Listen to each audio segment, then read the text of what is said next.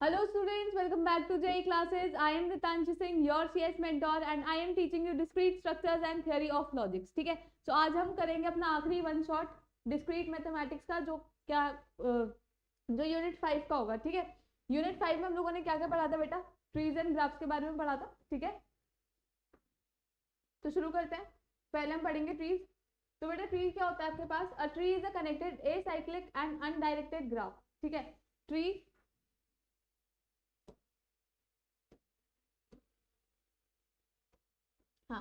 a tree is a connected acyclic and undirected graph. ठीक है, हम लोग ट्री में डायरेक्शन नहीं बताते, साइकिल नहीं होनी चाहिए और क्या होना चाहिए बेटा? कनेक्टेड. ठीक, it is a simple graph having no self loop और पैरेलल एजेस. सिंपल ग्राफ का क्या मतलब होता है? That there is no self loop and parallel edge. Self loop क्या होता है? लौट के बुद्धू को आए. और पैरेलल एज क्या होता है बेटा? अगर आप दो वर्टिसेस को एक से ज्यादा एजेस से कनेक्ट कर रहे हो. इतनी बात क्लियर है? ठीक है, any connected graph with n vertices and n-1 edges is a tree. हमेशा याद रखना कि जो ट्री है उसमें नंबर ऑफ वर्टिसेस अगर n है तो बेटा एजेस कितने होंगे? n-1 always. अगर किसी ग्राफ में n वर्टिसेस हैं और उसमें एजेस कितने हैं? n-1, तो बेटा वो क्या है आपके पास? ट्री. ठीक है, a graph is a tree if and only if it is minimally connected. minimally connected क्या है? कम से कम एजेस के थ्रू अगर वो कनेक्टेड है. ठीक है, तो ग्राफ क्या बन जाएगा बेटा? ट्री. इतनी बात क्लियर है?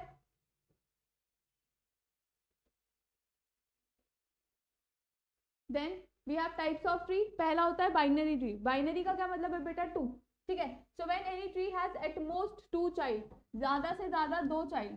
ठीक है, ज्यादा से ज्यादा दो चाइल्ड. तो कितने हो सकते हैं? 0 हो सकते हैं, 1 हो सकता है एंड 2 हो सकता है. 2 से ज्यादा नहीं जाएगा. Those tree are said to be binary tree. The degree of every node is less than और इक्वल टू 2. डिग्री क्या होता है? Number of nodes. ठीक है, एक अगर मैं इस नोड की डिग्री पूछूं तो बेटा इसके कितने चिल्ड्रन हैं, वो क्या हो जाएगा? इसका डिग्री. तो इसकी डिग्री बेटा क्या होगी? 3. ठीक है, तो बाइनरी ट्री में जो डिग्री है या तो वो 2 होगी या फिर 2 से छोटी होगी. और 2 से छोटी हमारे पास दो ही वैल्यूज है, या तो 0 होगी या तो 1 होगी. अगर डिग्री या मतलब अगर डिग्री बेटा कितनी है? 0, मतलब उसका एक भी चाइल्ड नहीं है, तो उसको हम क्या बोलेंगे? 0 चाइल्ड को लीफ नोड. अगर किसी नोड का एक भी चाइल्ड नहीं है उसको हम क्या बोलेंगे? Leaf node. और अगर किसी चाइल्ड के एक या दो नोड्स है, एक या दो नोड्स हैं, तो बेटा उसको हम क्या बोलेंगे? Internal node. कौन सी नोड? Internal node. इतनी बात क्लियर है? ठीक है, ज्यादा से ज्यादा दो चाइल्ड होने चाहिए. और वो दो चाइल्ड कौन से होते हैं बेटा? Left child and right child. इतनी चीज क्लियर है? ठीक है, फिर आता है हमारे पास full binary tree. Full binary tree बेटा आपके पास क्या होता है? या तो हम उसको फुल बाइनरी ट्री भी बोलते हैं या फिर स्ट्रिक्टली बाइनरी ट्री भी बोलते हैं. A full binary tree is a binary tree in which the node has either 0 children or 2 children. या तो उसका कोई चिल्ड्रन है ही नहीं, और अगर है तो बेटा कितने होंगे? 2. ठीक है, किसी भी नोड का आपके पास एक चाइल्ड नहीं होगा. No node will contain only 1 child. ठीक है, तो हम क्या बोलेंगे उसे? Complete binary tree, sorry full binary tree या फिर स्ट्रिक्टली बाइनरी ट्री. और इसको हम प्रॉपर बाइनरी ट्री भी बोलते हैं. ठीक है, इतनी चीज क्लियर है?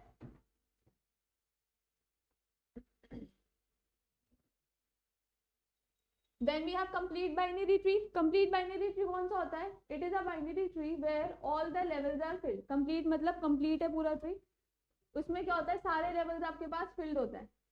सारे लेवल्स क्या होते हैं? पूरी तरीके से फिल्ड होते हैं except for the last one. Last वाला आपके पास फुल हो भी सकता है और नहीं भी होगा.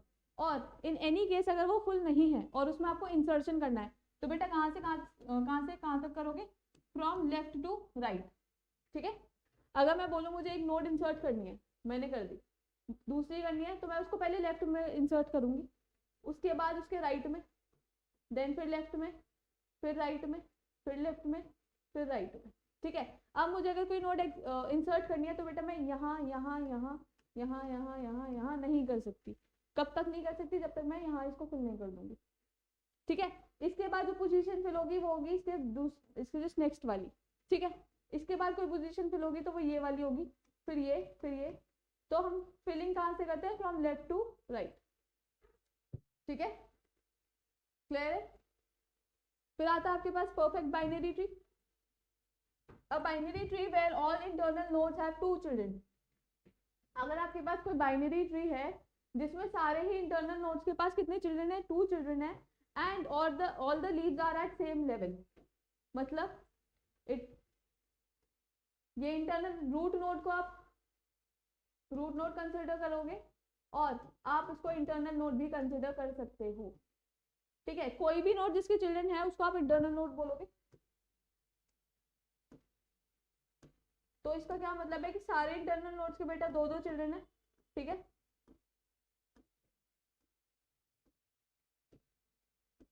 एंड सारी लीव्स सेम लेवल पर है, और सारी लीव कहाँ है बेटा? सेम लेवल पर। ठीक है। Property for height h, the number of nodes will be 2h + 2 - 1। ठीक है, अगर देखो मैं बोलूं 1 2 3 4,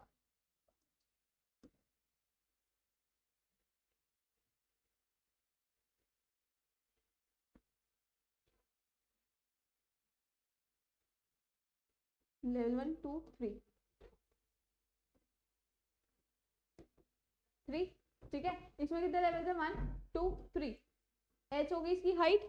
ठीक है, so 2 to the power 3 - 1 that is 8 - 1। और बेटा कितने नोड्स आ जाएंगे आपके पास? 7। काउंट कर लो, 1 2 3 4 5 6 7। इतनी बात क्लियर है? Perfect binary tree.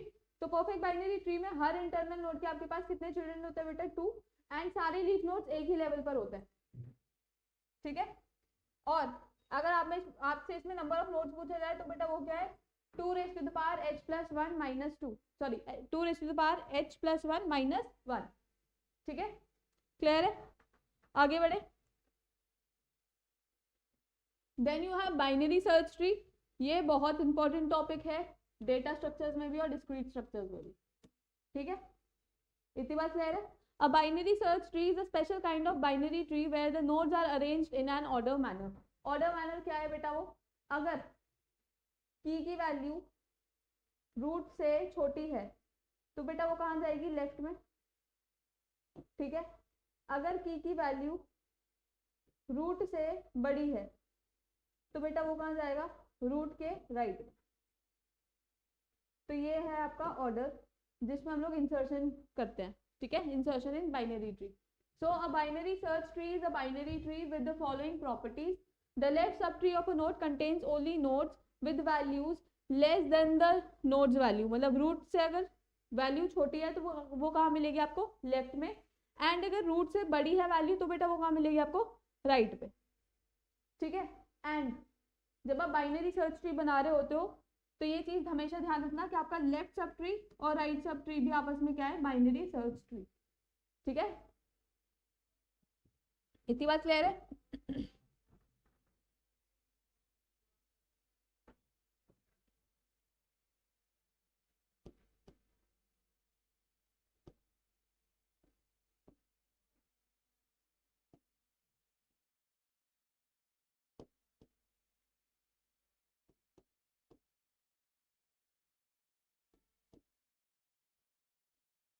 इतनी बात समझ आ गई?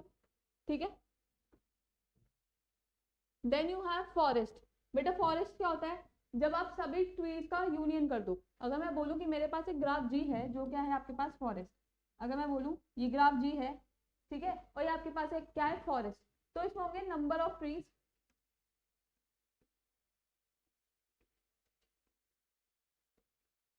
ठीक है, तो ये सब क्या है? Trees. So a forest is a disjoint union of trees.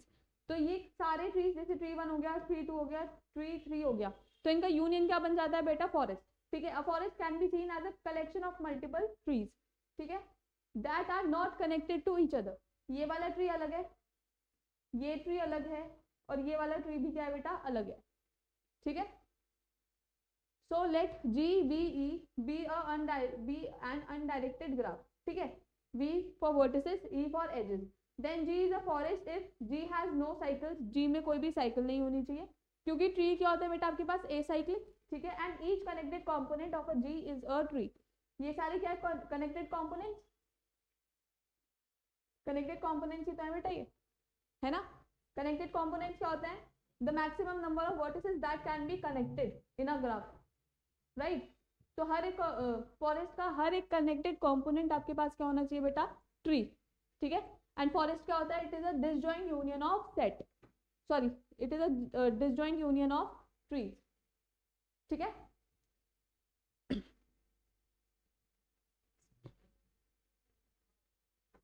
Clear है, आगे बढ़े. फॉरेस्ट समझ आया. फिर हम पढ़ेंगे बाइनरी सर्च ट्री. जैसे मैंने बताया है ये बहुत इंपॉर्टेंट है. इस पे जो क्वेश्चन आता है बेटा वो आता है इंसर्शन.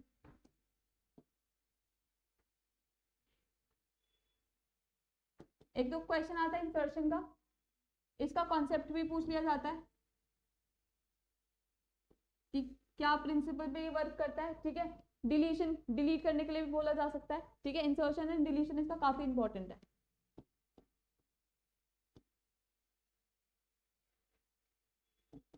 ठीक है, so insertion in BST. To insert a new key value in a BST start at the root. ठीक है, रूट से अगर कंपेयर करेंगे जो भी आपका की है, की बेटा न्यू वैल्यू जो भी आपको इंसर्ट करनी है, जिस भी नोड पे आपको ऑपरेशन परफॉर्म करना है, वो चाहे इंसर्शन हो, डिलीशन हो, सर्चिंग हो, उसको हम बोलते हैं की. तो की को अगर आप की जो है अगर उसकी वैल्यू जो है रूट वैल्यू से छोटी है, अगर की जो है वो रूट वैल्यू से छोटी है तो उसको हम कहाँ इंसर्ट करेंगे, लेफ्ट सब ट्री में. और अगर की वैल्यू रूट से बड़ी है तो उसे हम कहाँ इंसर्ट करेंगे, राइट सब ट्री में. ठीक है, और कहाँ इंसर्ट करेंगे, जहाँ पे हमें जगह खाली मिलेगी. ठीक है, और पहले केस जो बेस केस है, if the tree is empty the new node becomes the root. अगर हमारा ट्री एम्प्टी है, जो पहली नोड होगी वो क्या बन जाएगा बेटा, रूट. करके दिखाऊं एक बार इंसर्शन.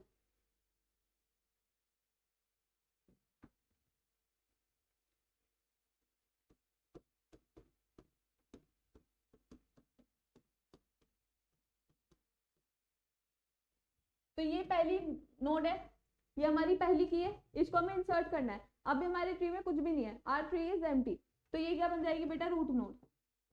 ठीक है, फिर हमारी है की, क्या की को अपडेट किया, वो क्या हो गया हमारे पास 10.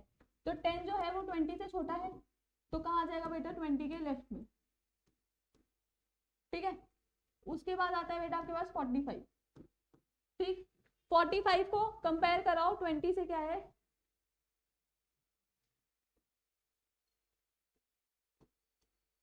20 10.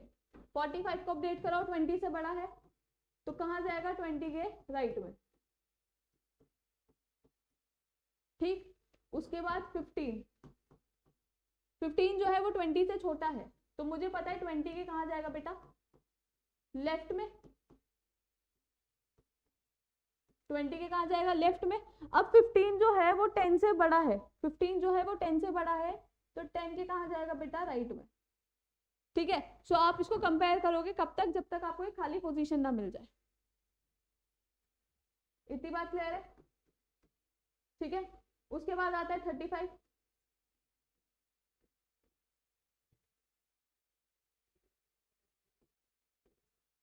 अगर मैं 35 इंसर्ट करूं,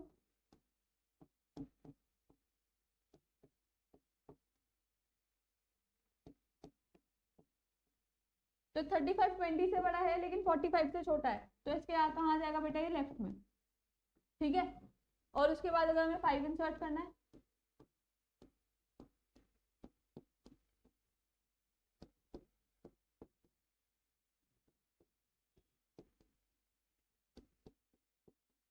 तो देखो 20 से छोटा है और 10 से छोटा है, तो 10 के कहाँ आएगा, लेफ्ट में. अगर लेफ्ट में पोजीशन खाली है तो वहां कर दो, नहीं तो लेफ्ट में भी चेक करोगे. ठीक है, जो भी रूट होगा इसका, तो बेटा यहाँ पे क्या आ जाएगा 5. तो ये क्या हो गया तुम्हारे पास, BST. ठीक, इसका लेफ्ट सब ट्री भी क्या है, BST, और इसका राइट सब ट्री भी क्या है बेटा, BST.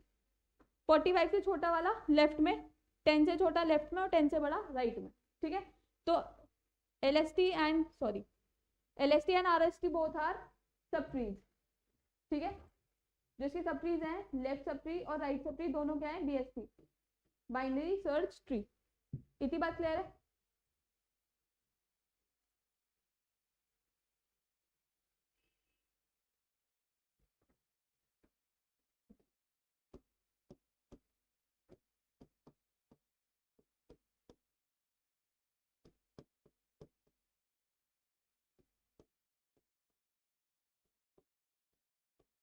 आगे बढ़े। फिर होता है बेटा डिलीशन, ठीक है। डिलीशन में हम लोगों ने 3 केसेस पढ़े थे। अगर जो के मतलब जो हमें नोड डिलीट करनी है वो क्या है, लीफ नोड, तो हम उसको सिंपली रिमूव कर देंगे, सिंपली रिमूव द नोड, ठीक है। अगर हमें लास्ट वाली नोड डिलीट करनी है जिसका कोई चाइल्ड नहीं है, तो हम क्या करेंगे, उसको सिर्फ रिमूव कर देंगे। If the node to be deleted has no children, delete it by replacing its parent's pointer with a null pointer. क्योंकि अब मैंने क्या बताया, देखो ट्री की नोड कुछ इस तरीके से होती है, ठीक है। यहाँ पर रूट की वैल्यू होती है, ठीक है। यहाँ पर उसके लेफ्ट चाइल्ड का एड्रेस होता है एंड यहाँ पर उसका राइट चाइल्ड का एड्रेस होता है, ठीक है। लेकिन अगर आपके पास लीफ नोड है तो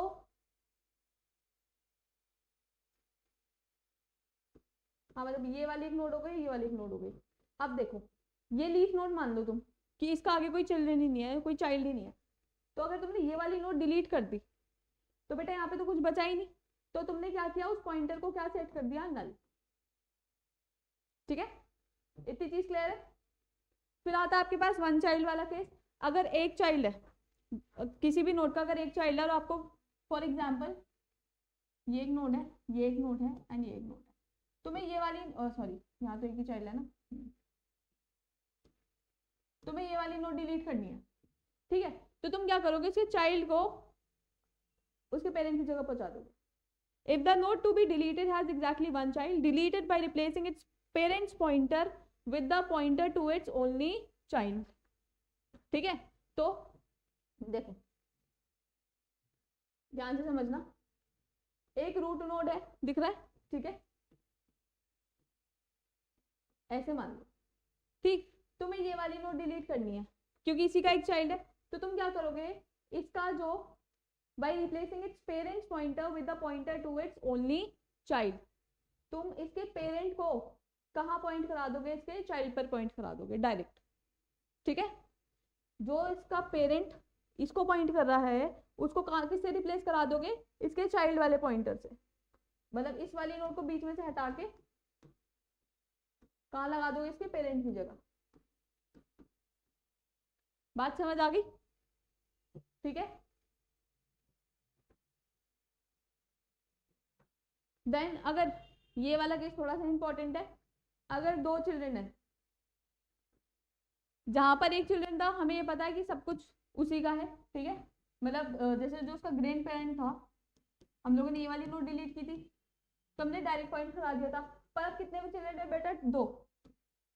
अब ये समझ नहीं आ रहा कि इसकी जगह इस लेफ्ट वाली नोट को दी जाए या राइट वाली नोट को दी जाए, ठीक है।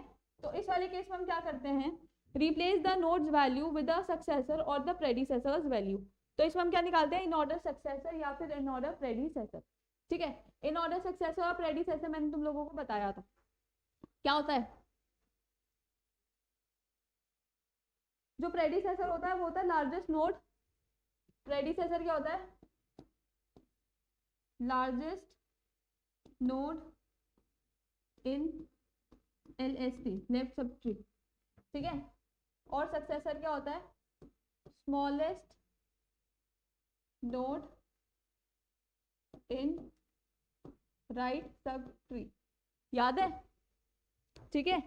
सो इनमें से कोई भी एक नोड उठा लो, अगर तुम राइट सब ट्री में से नोड उठाना चाह रहे हो तो तुम कौन सी नोड उठाओगे, सबसे छोटी वाली, in order to maintain the principles of binary search tree. तो जब तुम डिलीट करोगे, अगर तुम रिप्लेसमेंट के लिए इन ऑर्डर सक्सेसर निकाल रहे हो तो तुम क्या करोगे, राइट सब ट्री से सबसे छोटी वाली नोड उठा दी है और उसकी जगह प्लेस कर देंगे, ठीक है। या फिर प्रेडिसेसर वैल्यू उठा लो, वो क्या है, largest node in the left sub tree, ठीक है। सो डिलीट द सक्सेसर और फिर जो भी नोड आएगी उसको डिलीट कर दो, ठीक है। Delete the node, delete the successor and predecessor node. इतनी बात समझ आ रही है? अगर मैं बोल रही हूँ जैसे ये 10 है,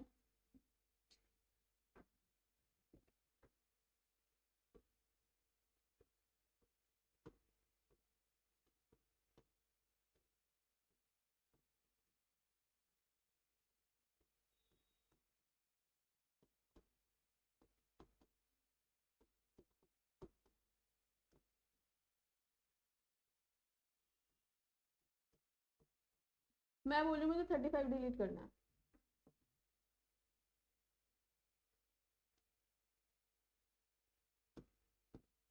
ठीक है। अब या तो मैं ऐसा करूँ कि लेफ्ट सब ट्री में से सबसे बड़ी वैल्यू उठा लूँ, लेफ्ट सब ट्री में एक ही वैल्यू है तो यही उठेगी, एंड इसको हम कहाँ प्लेस करेंगे, इसकी जगह। या तो ऐसा हो जाए, ठीक है।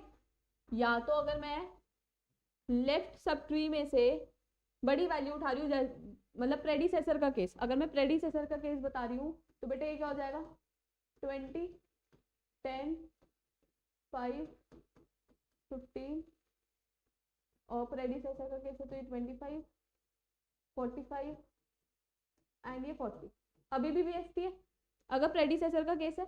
या फिर अगर मैं सक्सेसर का केस उठा रही हूँ तो मुझे राइट सब ट्री में से सबसे छोटी वैल्यू देखनी है, तो राइट सब ट्री में सबसे छोटी वैल्यू है बेटा आपके पास 40, इसको रिप्लेस करा दो और जो नोड डिलीट करनी है उसको डिलीट कर दो, क्योंकि हम स्वैप करेंगे ना, स्वैप करेंगे तो जो नोड यहाँ आएगी इन ऑर्डर सक्सेसर या प्रेडिसेसर उसको डिलीट कर दो, ठीक है, क्योंकि इसको तुम ऑलरेडी वहां पहुंचा चुके हैं जहां से नोड डिलीट हुई है।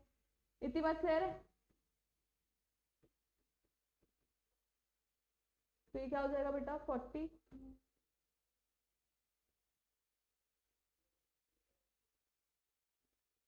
25 एंड दिस इज योर 45, ठीक है। अभी भी क्या है आपके पास, ये बाइनरी सर्च ट्री। इतनी बात क्लियर है? दोनों केसेस समझ आए, ये प्रेडिसेसर का केस है और ये सक्सेसर का केस है, ठीक है। क्योंकि प्रेडिसेसर क्या होता है, largest value in left sub tree, तो लार्ज एक ही थी, ठीक है। तो ये क्या आपके पास प्रेडिसेसर, और ये वाला केस कौन सा बेटा आपके पास, सक्सेसर, ठीक है। आगे बढ़े, फिर आता है बेटा आपके पास बाइनरी ट्री ट्रेवर्सल्स, जो हम लोगों ने 3 टाइप के पढ़े थे, pre order, in order and post order, है ना। प्री ऑर्डर क्या होता है बेटा आपके पास, जो रूट है वो पहले है, so root, left child and then right child. In order क्या होता है कि रूट बीच में है, so left child, root, right child. And post order कौन सा है बेटा आपके पास, left child, right child and your root, यही था।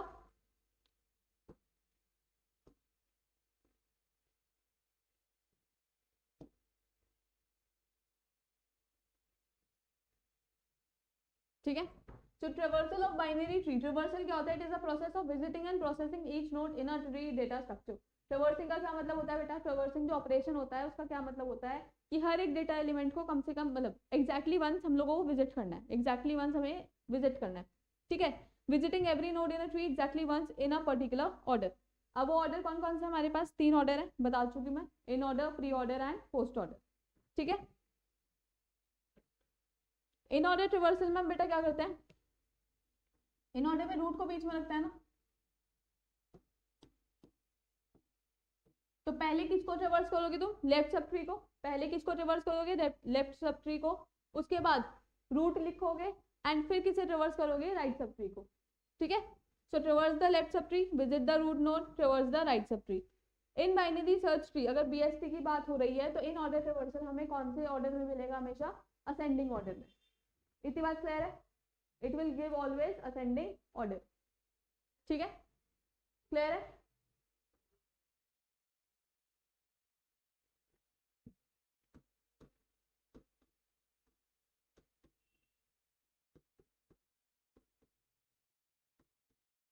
सपोज ये मेरा ट्री है तो रूट बेटा मेरे पास क्या है, A, तो मुझे पहले लेफ्ट सब ट्री को ट्रेवर्स करना पड़ेगा, लेफ्ट सब ट्री को ट्रेवर्स करेंगे तो इसमें भी पहले हम क्या लिखेंगे, उसका left child, that is D. देखो पहले लेफ्ट चाइल्ड लिखेंगे, उसके बाद लिखेंगे रूट एंड उसके बाद लिखेंगे राइट चाइल्ड। ठीक है, अब आओ लेफ्ट चाइल्ड पे, that is B D E. इसमें भी पहले आपको क्या लिखना है, उसका लेफ्ट चाइल्ड डी, फिर क्या लिखना है रूट, उसके बाद क्या लिखना है राइट चाइल्ड। ठीक है, फिर आओ राइट चाइल्ड पे, पहले क्या लिखोगे लेफ्ट चाइल्ड, फिर लिखोगे रूट एंड उसके बाद right child. Right child present नहीं है तो हम क्या लिखेंगे इसे, एफ एंड सी। बात क्लियर है?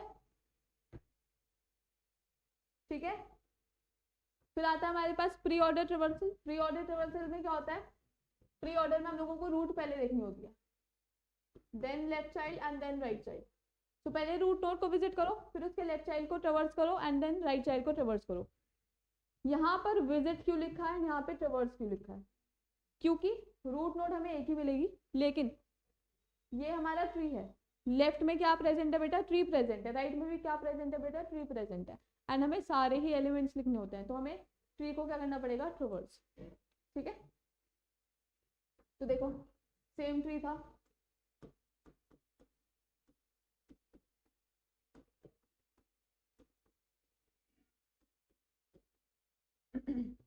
तो रूट लिख लो पहले, दैट इज ए, फिर तुम्हें लेफ्ट चाइल्ड लिखना है, फिर तुम्हें राइट चाइल्ड लिखना है। ठीक है, तो लेफ्ट चाइल्ड में देखो रूट क्या है बेटा, बी।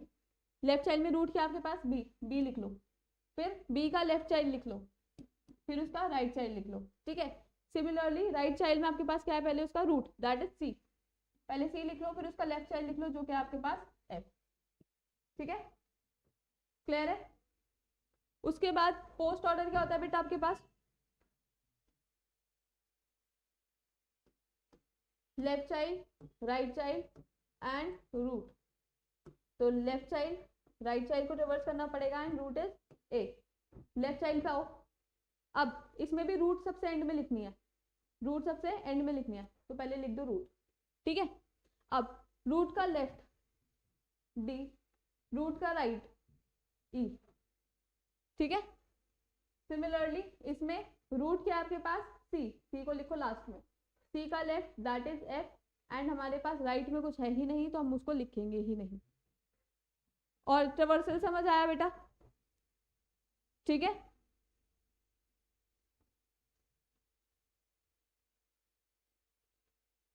क्लियर है? फिर आता है बेटा ग्राफ। ट्रीज हम लोग ऑलरेडी कंप्लीट कर चुके हैं, अब हम बढ़ेंगे ग्राफ। ठीक है, इस यूनिट में तीन ही चीजें थी, ट्रीज थी, ठीक है, उसके बाद ग्राफ थे, और उसके बाद कॉम्बिनेट्रिक्स था।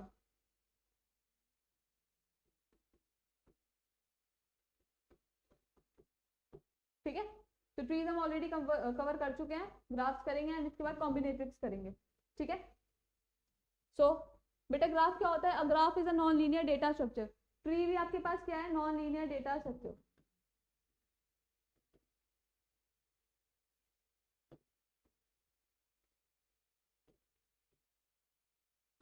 ठीक है, ट्री भी आपके पास क्या है, नॉन लीनियर डेटा स्ट्रक्चर और हेरार्कियल है।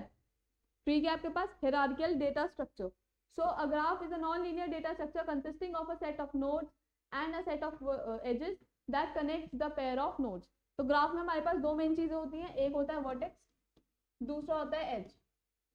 ठीक है, एक होता है वर्टेक्स, दूसरा होता है एज। ठीक है, वर्टेक्स क्या होते हैं, सिंगल एंटिटी, ठीक है, या डेटा एलिमेंट जो हमें स्टोर कराना होता है, और एजेस क्या होता है, जो दो वर्टिसेस को जोड़ता है आपस में। ठीक है, we denote such graphs by GVE। तो ये क्या हो गया, सेट ऑफ वर्टिसेस, और बेटा ये क्या हो गया आपके पास, set of edges.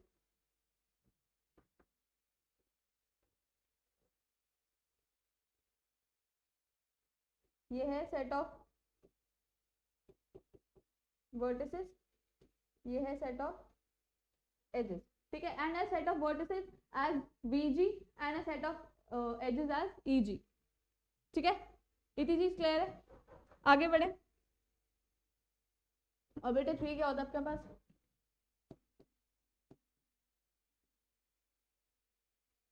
Hierarchical data structure.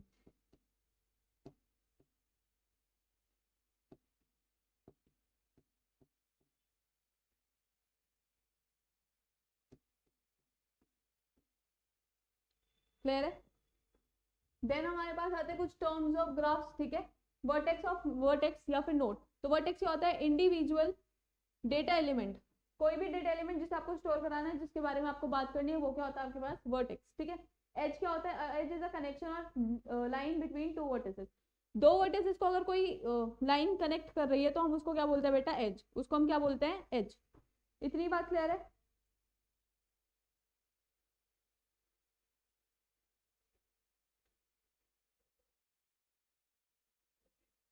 ठीक है। फिर हमारे पास आती है अनडायरेक्टेड एज। अनडायरेक्टेड एज कौन सी होती है? जिसमें तुम्हारे पास कोई भी पर्टिकुलर डायरेक्शन नहीं होती। अनडायरेक्टेड मतलब नो डायरेक्शन। अनडायरेक्टेड मतलब लिखा है यहाँ से, नो डायरेक्शन लिखा है, ठीक है। ये दोनों डायरेक्शंस में काम करती है। It is bidirectional edge. It is bidirectional edge मतलब आप ए टू बी भी जा सकते हैं, बी टू ए भी जा सकते हैं, ठीक है। इसमें नो डायरेक्शन होती है, और अगर होती है तो दोनों दोनों रिप्रेजेंट होती हैं, ठीक है। अगर डायरेक्शन आप रिप्रेजेंट कर रहे हो अनडायरेक्टेड एज में, तो आप दोनों तरफ की डायरेक्शन को रिप्रेजेंट करोगे, else it will be like this only, ठीक है। सो अनडायरेक्टेड एज क्या होती है? वो टू वे कनेक्शन शो करती है, ठीक है। There is no particular direction in undirected edge, और ये क्या होता है? बाई डायरेक्शनल एज, ठीक है। डायरेक्टेड एज क्या होती है बेटा आपके पास? इसमें आपके पास एक स्पेसिफिक डायरेक्शन होती है, मतलब यूनिडायरेक्शनल होती है।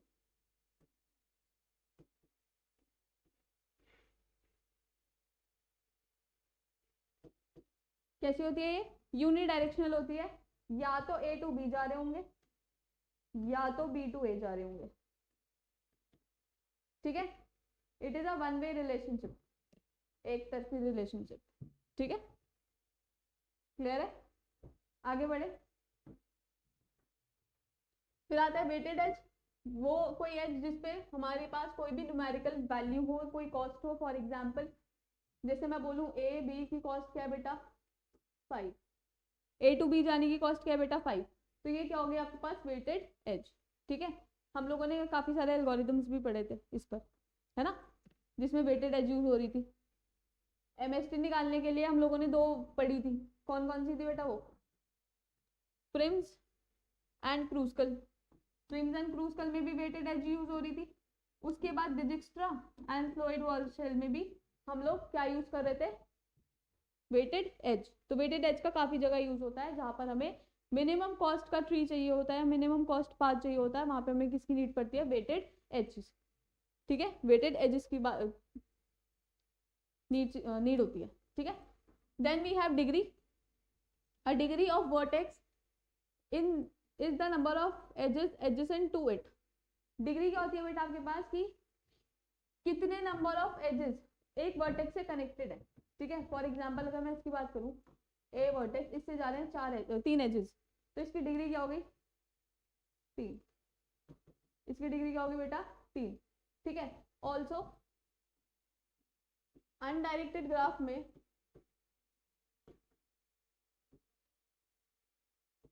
हमारे पास क्या होता है? सिर्फ डिग्री। हमारे पास क्या होती है? सिर्फ डिग्री। और वो डिग्री क्या होती है बेटा? Number of edges connected to a vertex. वो डिग्री क्या होती है? That number of edges connected to a vertex. लेकिन अगर मैं डायरेक्टेड ग्राफ की बात करूं, तो हमारे पास डिग्री भी कितनी टाइप्स की होती है बेटा? 2 टाइप्स की। एक होती है इन डिग्री, एक होती है इन डिग्री, और एक होती है बेटा आउट डिग्री। इन डिग्री क्या होता है आपके पास?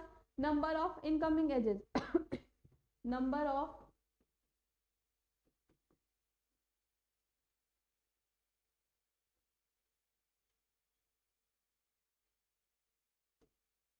इनकमिंग एजेस, ठीक है। और आउट डिग्री क्या होती है? Number of outgoing edges. Clear है? ठीक है। सेल्फ लूप क्या है? An edge that connects a vertex to itself. कोई एक वर्टेक्स है, उससे एक एज जा रही है, वो वापस उसी वर्टेक्स पर आ रही है, तो वो क्या हो जाएगा बेटा? Self loop. लौट कर बुद्धू घर को आए, ठीक है। पैरेलल एज क्या होती है? When 2 vertices are connected by more than 1 edge. बता चुकी हूँ मैं ऑलरेडी। अगर मैं बोलूँ ए टू बी हमारी एक एज है एंड एक से ज्यादा एजेस हैं, तो वो क्या हो जाएगा बेटा, पैरेलल एज। ये क्या हो गई आपस में, पैरेलल एज, ठीक है। Then you have adjacent vertices. Adjacent vertices कौन सी होती हैं, the two vertices are adjacent if they are connected by an edge. अगर कोई भी दो वर्टिसेस एक एज से कनेक्टेड हैं तो ये आपस में क्या हो जाएंगी, एडजेसेंट। फॉर एग्जाम्पल ए सी आपस में क्या है, एडजेसेंट। ए बी आपस में क्या है बेटा, एडजेसेंट, क्योंकि एक एज से कनेक्टेड है। बी डी क्या है, एडजेसेंट। सी डी क्या है बेटा, एडजेसेंट। अगर मैं एडी को भी कनेक्ट कर दूं तो एडी भी क्या हो जाएगा बेटा, एडजेसेंट। तो अगर आप एक एज से जो भी दो वर्टिसेस कनेक्टेड हैं वो क्या हो जाएंगे आपके पास, एडजेसेंट वर्टिसेस। क्लियर है।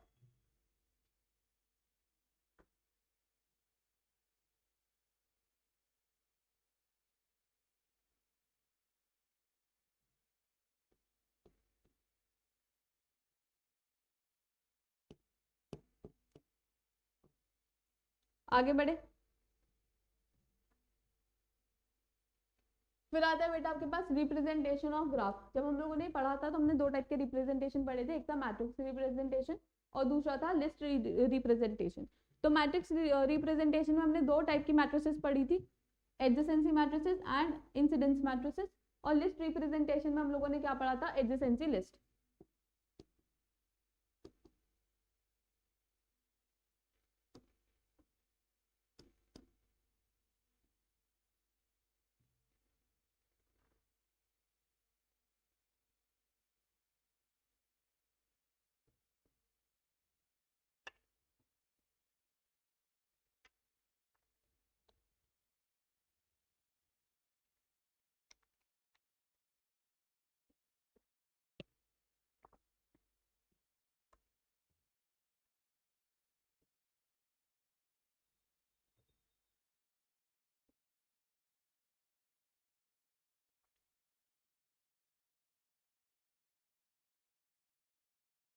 ठीक है।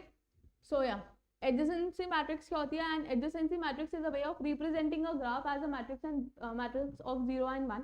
ठीक है, इसमें या तो एज जा रही होगी या तो एज नहीं जा रही होगी। If there is an edge then mark it as 1 and if there is no edge तो क्या मार्क करते हैं बेटा, 0। इतनी बात क्लियर है। अगर ग्राफ में एज जा रही है तो 1 और अगर एज नहीं है तो 0। ठीक है। और इंसिडेंस मैट्रिक्स में क्या होता है, देखो एडजेसेंसी मैट्रिक्स कैसी होती है, वर्टेक्स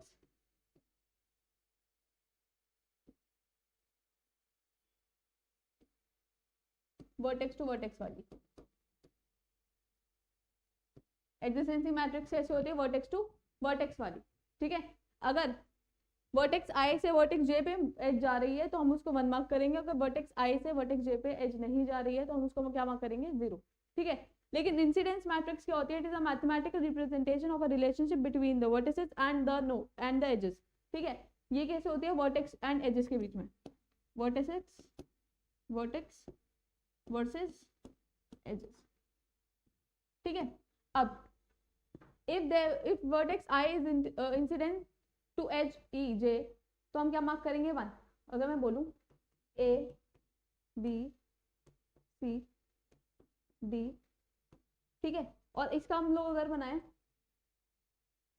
A B C, ये E1 एज हो गई, ये E2 एज हो गई, ये E3 एज हो गई, ये E4 एज हो गई। ये चलो रुक जाओ, देखो अगर हम एक ग्राफ ले लें that is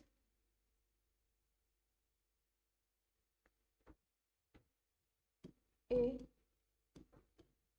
B C D E, ठीक है। मैंने एक ग्राफ ले लिया A B C D E। और इसमें अगर मैं डायरेक्टेड वाला केस बता दूं तो डायरेक्शंस भी देख लेते हैं।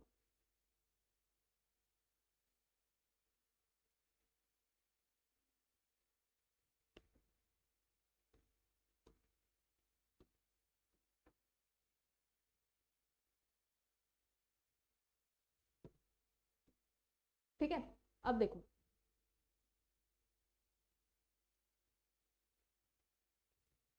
1 2 3 4 5 5 6 7। अब ध्यान से देखना, एक एक्सिस पे तुम लोग क्या लिखोगे, वर्टिसेस, और दूसरे एक्सिस पे क्या लिखोगे बेटा, एजेस। ठीक है, तो अगर मैं बोलूं A B C D and E, हाँ ठीक है, ये है आपके पास E1 E2 E3 E4 E5 E6। ठीक है, ये आपके पास है इंसिडेंस मैट्रिक्स सर्विस।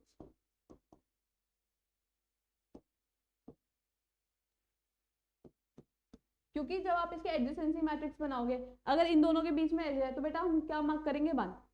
ठीक है, और इंसिडेंस मैट्रिक्स में क्या होता है, अगर आपके पास जो एज है वो है आउटगोइंग, अगर आपके पास जो एज है वो है आउटगोइंग, आउटगोइंग एज को बेटा आप किससे मार्क करते हो, +1 से। इनकमिंग एज को कैसे मार्क करते हो, -1 से। ठीक है, एंड नो एज को किससे मार्क करते हो, 0 से। ठीक है, अब देखो ध्यान से,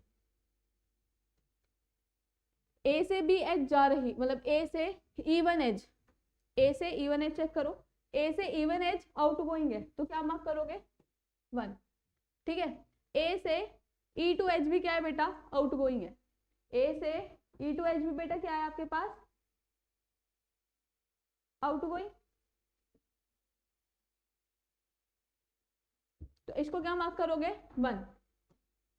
फिर ए पे E3H क्या है बेटा आपके पास, इनकमिंग, ए से E3H कौन सी है बेटा आपके पास, इनकमिंग, तो इसको मार्क करोगे -1। ठीक है, अब ए पे कोई और एज आ रही है या जा रही है, आ रही है जा रही है कुछ नहीं, तो बाकी सारी एजेस क्या हो जाएंगी बेटा, 0। ठीक है, अब आओ बी पर, बी पर है आपके पास इनकमिंग एज, बी पर आपके पास एक आ रही है एज इनकमिंग, राइट, तो बेटा ये क्या हो जाएगी, -1। फिर E2H को चेक करो, E2H जा ही नहीं रही, 0। E3H चेक करो, E3H कभी बी से कोई मतलब नहीं है, 0। E4H चेक करो, 0। E5H चेक करो, आउटगोइंग है तो बेटा क्या हो जाएगा, 1। E6H आउटगोइंग है, क्या हो जाएगा, 1। उसके बाद E7 0। फिर सी पे चेक करो, एक तो E5 इनकमिंग है, ठीक है, और एक ED मतलब E4 इनकमिंग है, E4 भी क्या है बेटा, इनकमिंग, तो ये भी क्या हो गया, -1। एक है आउटगोइंग E3, E3 क्या हो जाएगा बेटा, 1। बाकी और कोई एज है, हाँ E7 भी क्या है, आउटगोइंग, E7 भी आपके पास क्या है, आउटगोइंग, तो इसको मार्क करो 1, बाकी को मार्क करो 0। ठीक है, डी से चेक करो, डी पे एक तो E4 आउटगोइंग है, ठीक है, और डी पर E2 क्या है बेटा, इनकमिंग, तो इसको क्या करोगे, -1। ठीक, उसके बाद डी पर और कोई एज आई नहीं रही, तो ये हो जाएंगे 0 0 0 0 एंड 0। फिर चेक करो ई के लिए, ई पर 2 इनकमिंग है, E6 एंड E7, तो ये हो जाएगा -1 बाकी क्या हो जाएगा बेटा, 0 0 0। इतनी बात क्लियर हो गई, तो ऐसे बनता है आपका इंसिडेंस मैट्रिक्स। और इन एनी केस ये वाला केस कब है बेटा,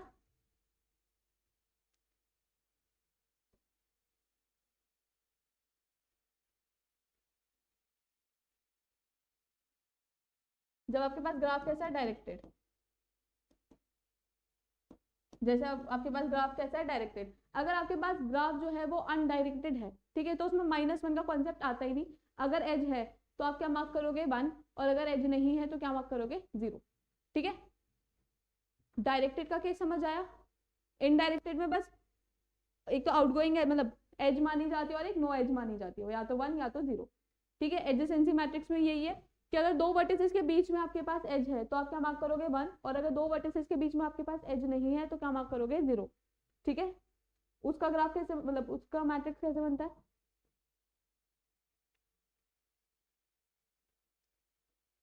मैं सिर्फ मैट्रिक्स बनाकर दिखा रही हूँ, A B C D E, A B C D E, ठीक है। ए से ए कोई एज नहीं है, 0, ए से बी एज है, हाँ ठीक है, और आउटगोइंग है तो मार्क करते हैं, और अगर इनकमिंग है तो मार्क नहीं करते।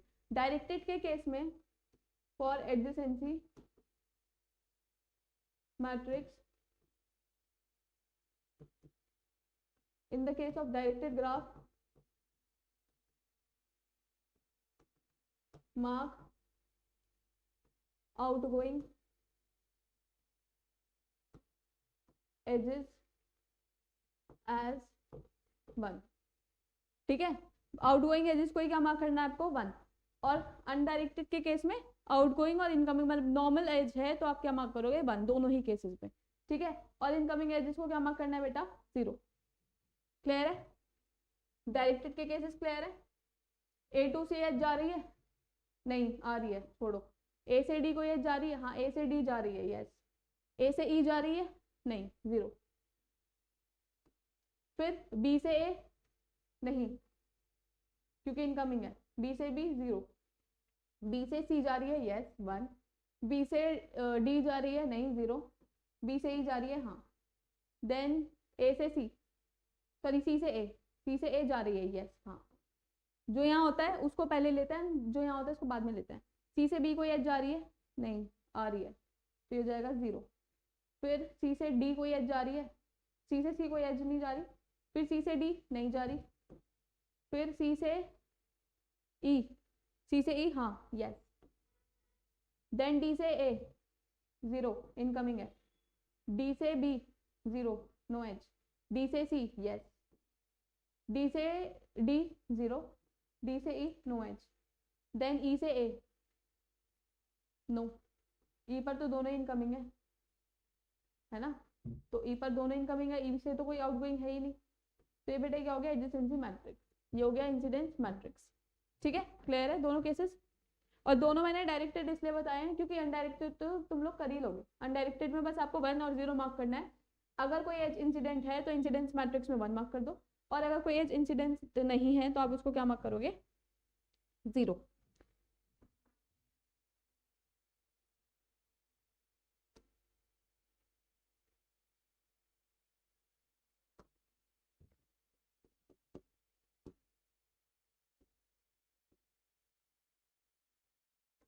ठीक है, और अनडायरेक्टेड का केस भी लिख देते हैं।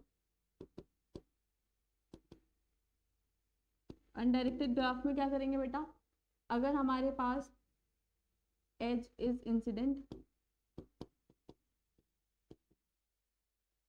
तो 1, और इफ नॉट तो आएगा 0। इसमें इनकमिंग और आउटगोइंग का कंसेप्ट ही खत्म हो जाता है।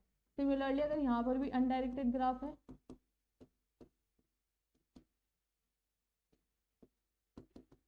तो अगर एज है तो 1, और अगर नो एज है तो 0। क्लियर है इतनी बात, ठीक है। फिर आता है बेटा आपके पास एडजेसेंसी लिस्ट। एडजेसेंसी लिस्ट में क्या करते हैं, an array is used to store the edges between the 2 vertices. हम क्या करते हैं, वर्टेक्स बना देते हैं, वर्टेक्स का एरे, जैसे ए बी सी डी ई। हम ए से जो भी कनेक्टेड होगा हम उसको एक लिंक लिस्ट में लगा देंगे, बी से जो भी एजेस जा रहे होंगे उनको लिंक लिस्ट में लगा देंगे। सिमिलरली सी से भी, ठीक है। इसमें भी वही केस है, अगर डायरेक्टेड है तो कौन सी स्टोर होंगी, सिर्फ आउटगोइंग एजेस।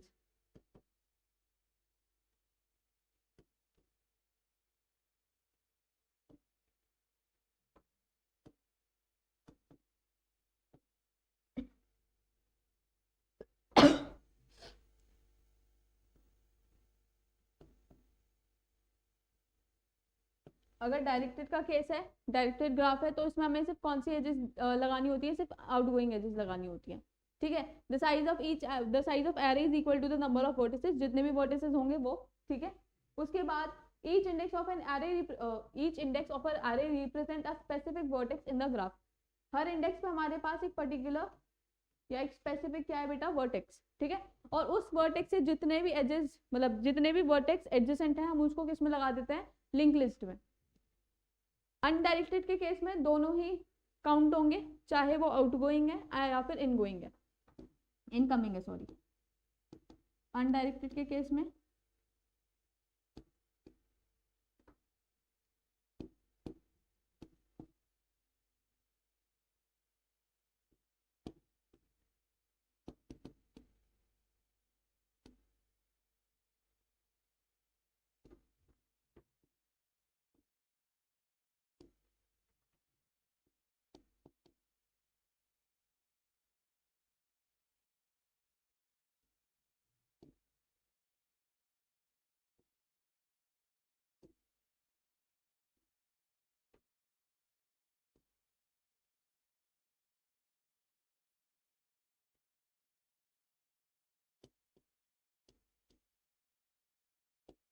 क्लियर है, ठीक है। So entry at the index I of array contains the link list containing the vertex that are adjacent to vertex I. तो मतलब ए से जो भी वर्टेक्स एडजेसेंट होगी वो ए के मतलब ए के आगे जो लिंक लिस्ट है उसमें स्टोर होगी। बी से जो भी एडजेसेंट होगी वो बी वाली लिंक लिस्ट के साथ स्टोर होंगी। सी से जो भी एडजेसेंट होंगी वो सी के लिंक लिस्ट के साथ स्टोर होंगी, मतलब लिंक लिस्ट में स्टोर होंगी सॉरी। डी के साथ जो भी एडजेसेंट है वो डी वाली लिंक लिस्ट में स्टोर होंगी। एंड ई के साथ जो भी एडजेसेंट है वो किस में स्टोर होंगी, जो ई के आगे लिंक लिस्ट बनी होगी। इतनी बात क्लियर है। रिप्रेजेंटेशन समझ आ गया ग्राफ का, दोनों तरीके से, मैट्रिक्स हो या लिस्ट हो, ठीक है। दो टाइप की मैट्रिसेस होती हैं, ठीक है, क्लियर है। आगे बढ़े, फिर स्पैनिंग ट्रीज, ये भी इंपॉर्टेंट है, ठीक है। मिनिमम स्पैनिंग ट्री और एल्गोरिथम्स इसकी बहुत इंपॉर्टेंट है, दोनों इन एल्गोरिथम्स, ठीक है। सो बेटा स्पैनिंग ट्री क्या होता है? A spanning tree is a subgraph of connected undirected graph that includes all the vertices and has exactly v-1 edges and has no cycles. मैंने बोला मेरे पास एक ग्राफ है,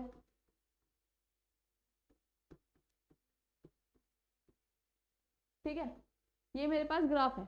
तो स्पैनिंग ट्री क्या होता है? वो होता है सब ग्राफ, इस ग्राफ का पार्ट जिसमें सारे तो वर्टेक्सेस सारे वर्टिसेस इंक्लूडेड होंगे, जैसे A B C D and E, ठीक है। और इसमें कितने एजेस होंगे बेटा? एग्जैक्टली v-1 एजेस, और इसमें कोई साइकिल नहीं होंगी। इस ग्राफ में we have cycles, we have 2 cycles. तो अगर मैं इसका स्पैनिंग ट्री बनाऊं तो ये हो गया इसका स्पैनिंग ट्री, ठीक है। इसके एजेस काउंट कर लो, 1 2 3 4, कितने एजेस है बेटा? 4 एजेस है, ठीक है। तो ये क्या हो गया आपके पास? Spanning tree. आप चाहो तो ये वाली एज बना के इस वाली को हटा दो, कितने ये हो गया दूसरा वाला। फिर आप ये वाले एज को लगा के इस वाले एज को हटा दो, तीसरा। इस वाले एज को लगा के इसको हटा दो, चौथा, ठीक है। इस वाले एज को हटा के ये वाला एज लगा दो। बात क्लियर है? तो स्पैनिंग ट्री कैसे बनाते हैं समझ आया? समझा तो मैं ऑलरेडी चुकी हूँ, बस रिवाइज ही करा रही हूँ। सो स्पैनिंग ट्री वो होता है जिसमें आपके पास n वर्टिसेस होते हैं एंड नंबर ऑफ एजेस कितने होते हैं? n-1। अगर आप वर्टिसेस को n से रिप्रेजेंट कर रहे हो तो एजेस कितने होने चाहिए? n-1। तो फॉर n वर्टिसेस, अगर वर्टिसेस आपके पास बेटा n है तो एजेस बेटा कितने हो जाएंगे आपके पास?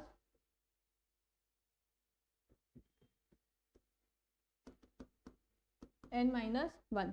और इसमें कोई साइकिल नहीं होनी चाहिए, there should be no cycles, ठीक है। अगर साइकिल है तो स्पैनिंग ट्री नहीं है। A spanning tree connects all the nodes of a graph with the smallest number of edges, ठीक है। जितना भी स्मॉलेस्ट पॉसिबल नंबर होगा एजेस का उससे वो कनेक्ट कर देगा। बस स्पैनिंग ट्री की एक ही कंडीशन है कि वो कनेक्टेड होना चाहिए, ठीक है, विद n-1 एजेस। क्लियर? इसमें कोई भी लूप नहीं होना चाहिए और कोई भी डिस्कनेक्शन नहीं होना चाहिए। डिस्कनेक्शन से मेरा क्या मतलब है बेटा? कि आपकी कोई भी वर्टेक्स डिस्कनेक्टेड नहीं रहनी चाहिए, ठीक है। There should be no vertex that has to be disconnected, ठीक है।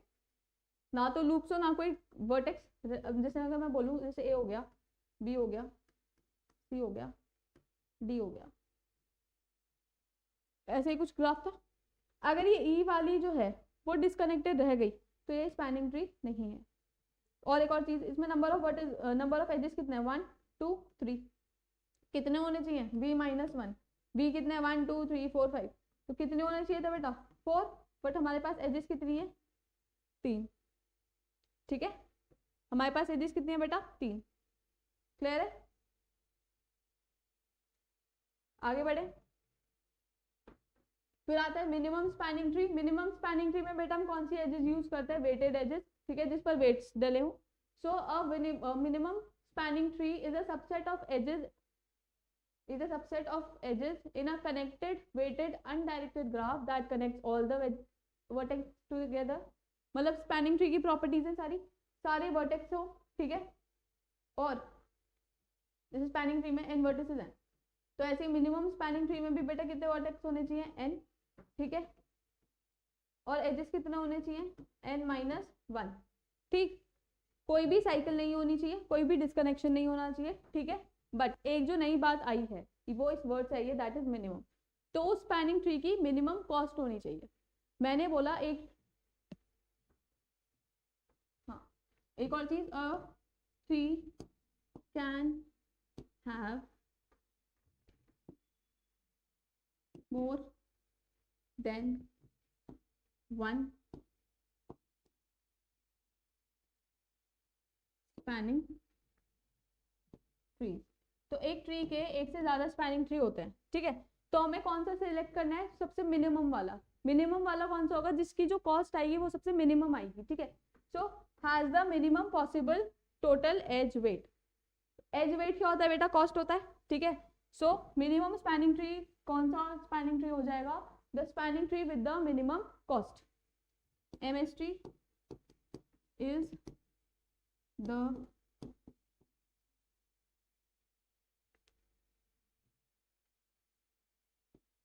spanning tree with the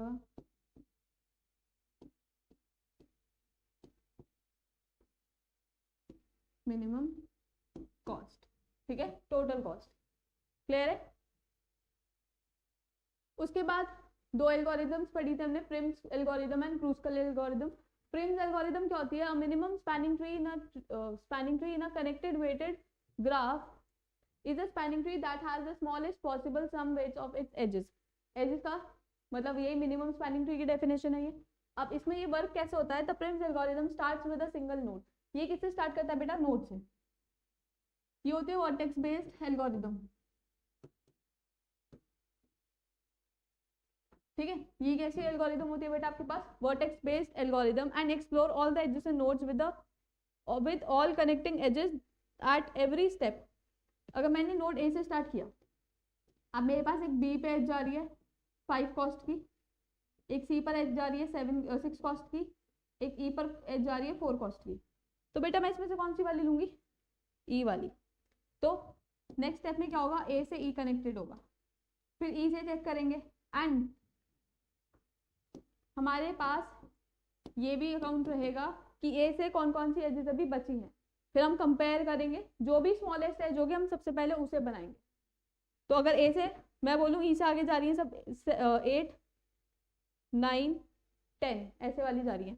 अब तुम चेक करो 5 6 8 9 में से सबसे छोटी एज कौन सी है, 5 वाली, तो तुम ए से पहले बी बनाओगे, ठीक है। तो आप क्या करोगे, वर्टेक्स से स्टार्ट करोगे एंड वो वाले वर्टेक्स जोड़ोगे जो सबसे कम वेट पर अवेलेबल है, ठीक है।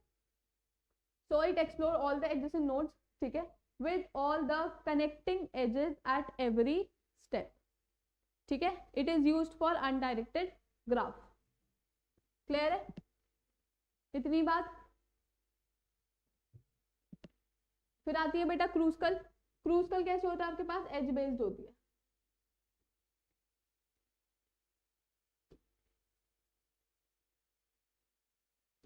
और एक और चीज, इसमें जो ग्राफ है, जो आपका MST है, जो भी मतलब आप MST बनाते चलोगे, वो कैसा रहेगा, कनेक्टेड, ठीक है। the MST will remain connected from starting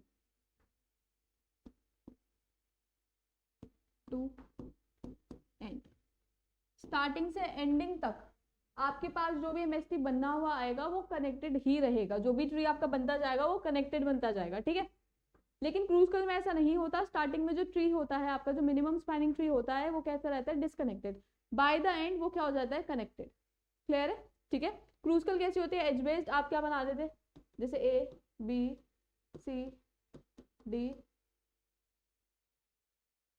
E है, ठीक है। अब इनमें से जिसका भी मिनिमम कॉस्ट होगा, सबसे पहले आप उस वाली एज को बनाओगे। फॉर एग्जांपल मैंने बोला B से E 2 जा रहा था, बना दी।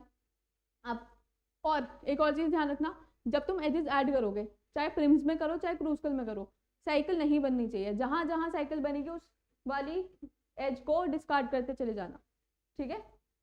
मैंने बोला B से C 1 जा रही है, नहीं 3 जा रही है, ठीक है। अब 3 हमारे पास एक और जा रही है E से F, बना दो, ठीक है। फिर फोर्थ स्टेप में क्या करोगे, मैं बोल रही हूँ D से C जा रही है, या D से E जा रही है 4, बना दी। A से C जा रही है 4, बना दी, ठीक है। अब तुम चेक कर लो, हमारे पास सारी एजेस कनेक्ट, सारे वर्टेक्स कनेक्टेड है। वर्टेक्स कितने थे, 6। एजेस कितनी है, 1 2 3 4 5। अब मैं बोल रही हूँ कि मुझे एक एज चेक करनी है, ठीक है। वो एज है C से D, तो मैं C से D नहीं बनाऊंगी, मतलब सॉरी, अगर मैं बोलूँ मेरे पास एक C से D जो एज है वो 4 जा रही है, ठीक है, C से D, और A से C मेरे पास 5 जा रही है, तो बेटा 4 और 5 में से कौन सी छोटी है, 4 वाली, C से D। अब अगर मैं C से D एक एज बना दूंगी तो क्या बन जाएगी, साइकिल। तो मुझे इस वाली एज को हटाना पड़ेगा, ठीक है। इस वाली एज को क्या करना पड़ेगा, इग्नोर, एक्सक्लूड कर दो। अब क्या बची आपके पास, A से C, तो आप A से C बनाओगे, दैट इज 5। क्लियर है कॉन्सेप्ट। न्यूमेरिकल्स ऑलरेडी मैं करा चुकी हूँ। Successively add to carry out Kruskal algorithm, choose an edge in a graph with the minimum weight, जो मतलब वो वाली एजेस चूज करो जो मिनिमम वेट वाली हैं, ठीक है। Successively add with the minimum weight that do not form a simple circuit.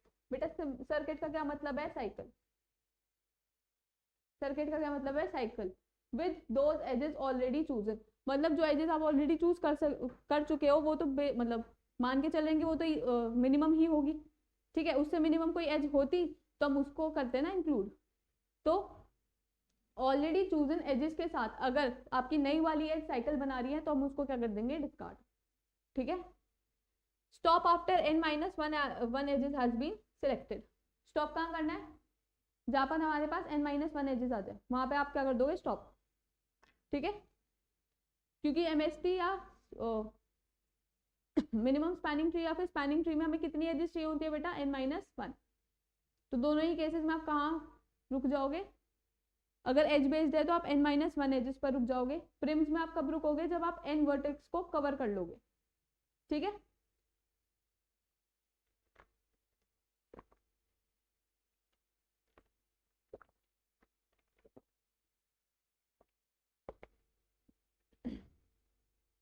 आगे बढ़े।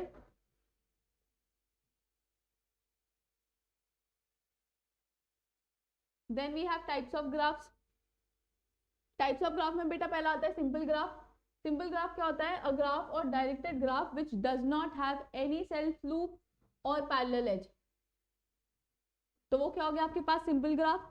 मल्टी ग्राफ क्या हो जाएगा बेटा, जिसमें आपके पास सेल्फ लूप भी और पैरेलल एज भी है। A graph which has either a self loop और अ पैरेलल एज और बोथ, ठीक है। अगर इन दोनों में से एक भी प्रेजेंट है तो भी मल्टी ग्राफ है, चाहे सेल्फ लूप हो चाहे पैरेलल एज हो। और अगर दोनों प्रेजेंट है, सेल्फ लूप भी प्रेजेंट है और मल्टी ग्राफ भी सॉरी सेल्फ लूप भी प्रेजेंट है और पैरेलल एज भी प्रेजेंट है, तो भी क्या हो जाएगा बेटा आपके पास ये मल्टी ग्राफ, ठीक है। उसके बाद डायरेक्टेड ग्राफ, जिसमें हमारे पास डायरेक्टेड एजेस होंगी, जिसमें हमारे पास डायरेक्टेड एजेस होंगी। डायरेक्टेड एजेस कौन सी थी, जो हमें डायरेक्शन बताती हूँ, ठीक है, एक ही डायरेक्शन, मतलब यूनिडायरेक्शनल एजेस।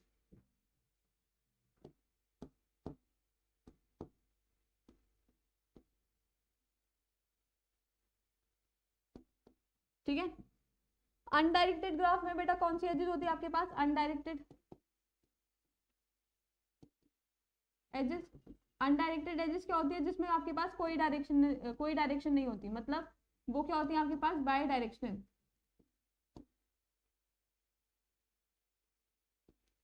वो क्या होती है बेटा आपके पास? Bidirectional. So edges have no direction, directed graph में एजेस हैव डायरेक्शन।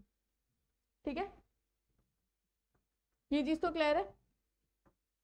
फिर आता है वेटेड ग्राफ। वेटेड ग्राफ में each edge has a weight, मतलब कौन सी एजेस होती है? Weighted edges. वेटेड ग्राफ में कौन सी एजेस होंगी बेटा? Weighted edges. वेटेड एजेस कौन सी होती है? जिसपे आपके पास कोई कॉस्ट होती है, the edges that has some cost. अब वो कॉस्ट कुछ भी हो सकती है, ठीक है, डिस्टेंस हो सकता है, टाइम हो सकता है, ठीक है, ऑलरेडी डिस्कस कर चुके हैं। फिर उसके बाद आती है आपके पास अनवेटेड ग्राफ। अनवेटेड ग्राफ में सारी एजेस जो होती है वो अनवेटेड होती है या फिर उनका वेट इक्वल होता है, ठीक है, तो इसलिए भी हम लोग उसको रिप्रेजेंट नहीं करते। All edges are equal, no weights are assigned, ठीक है, कोई भी वेट असाइन नहीं किया गया होता उसको। क्लियर है? Then comes your cyclic graph. Cyclic graph में क्या होता है? A graph that has at least one cycle, ठीक है, जिसमें कम से कम एक साइकिल हो, ठीक।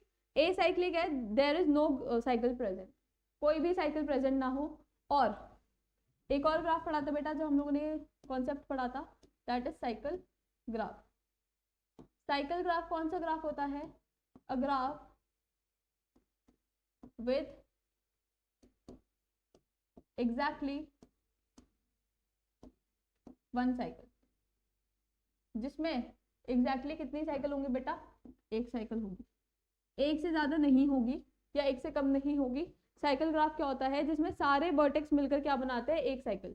All vertex and edges combine to form one cycle, ठीक है। साइक्लिक ग्राफ में क्या होता है? कम से कम एक साइकिल हो। अगर मैं बोलूँ इसका ग्राफ,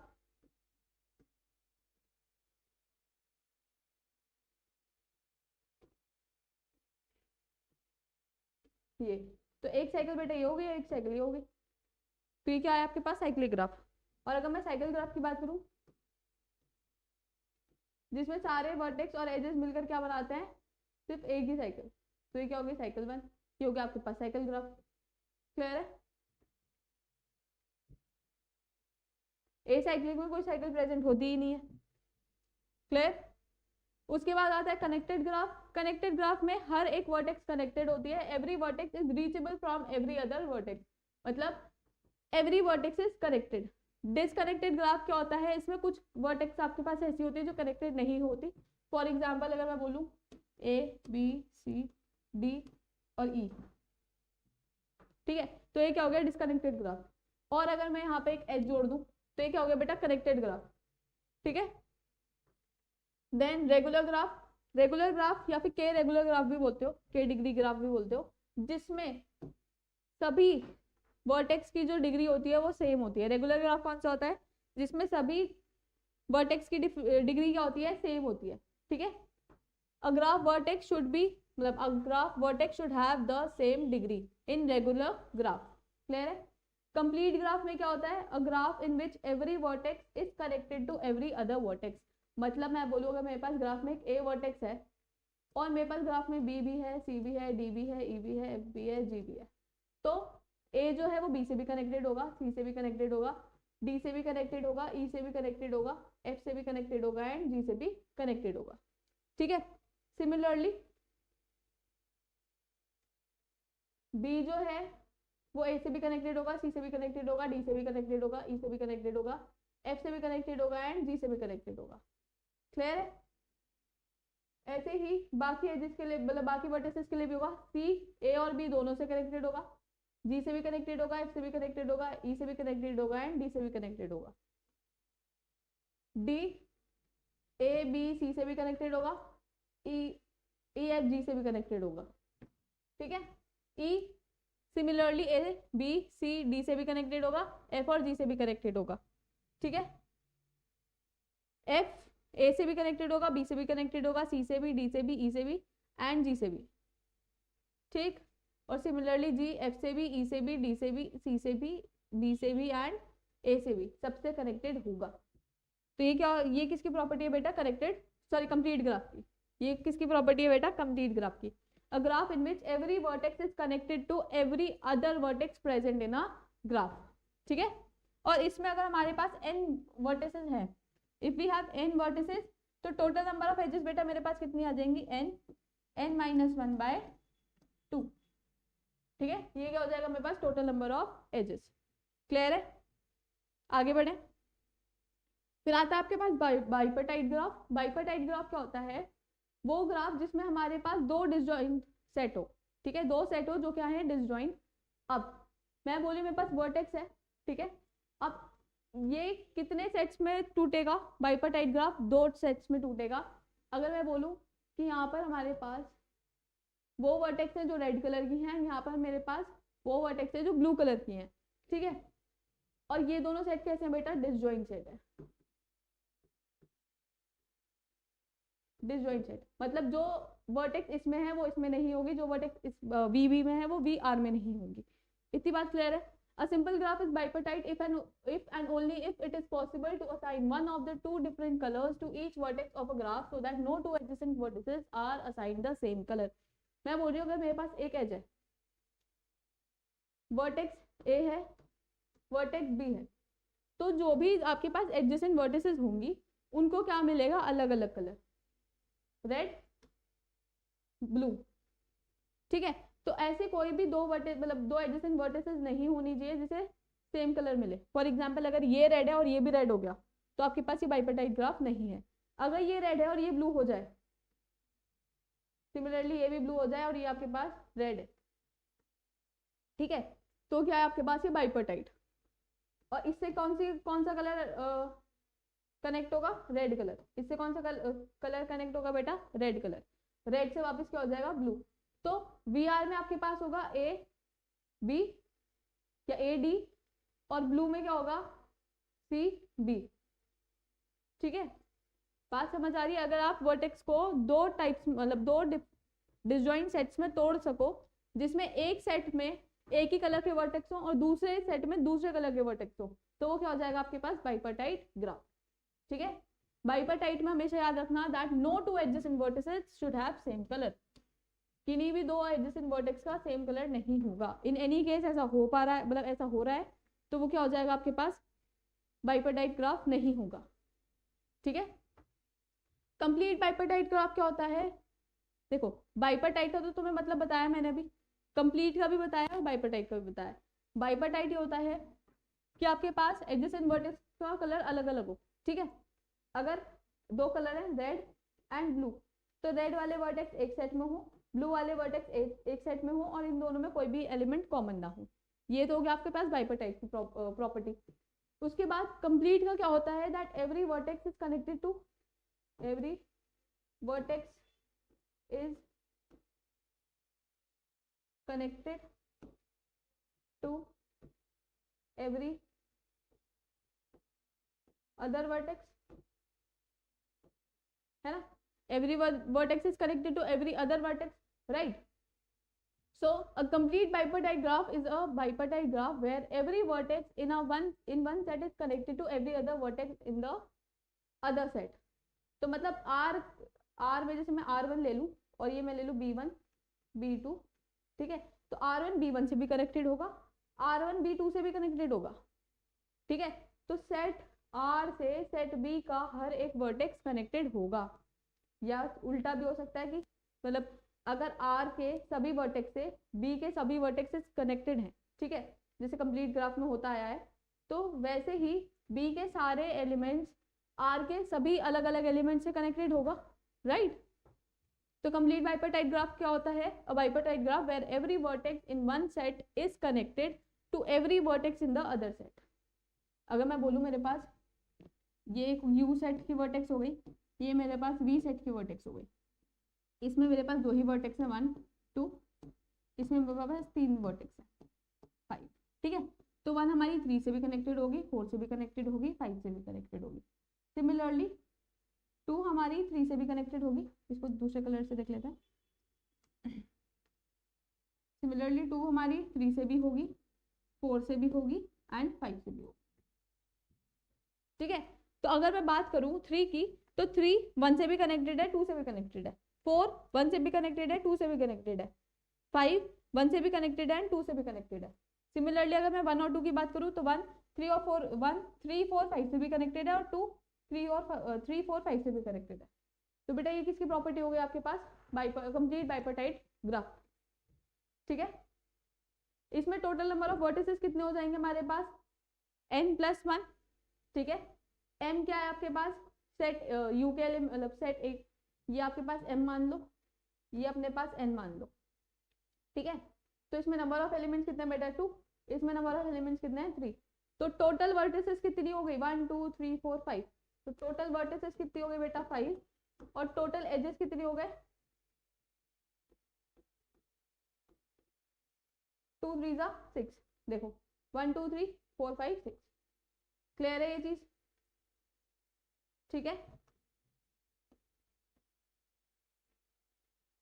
फिर आता है आपके पास प्लेनर ग्राफ। प्लेनर ग्राफ वो ग्राफ होता है जिसमें जो एजेस होते हैं वो इंटरसेक्ट नहीं करते।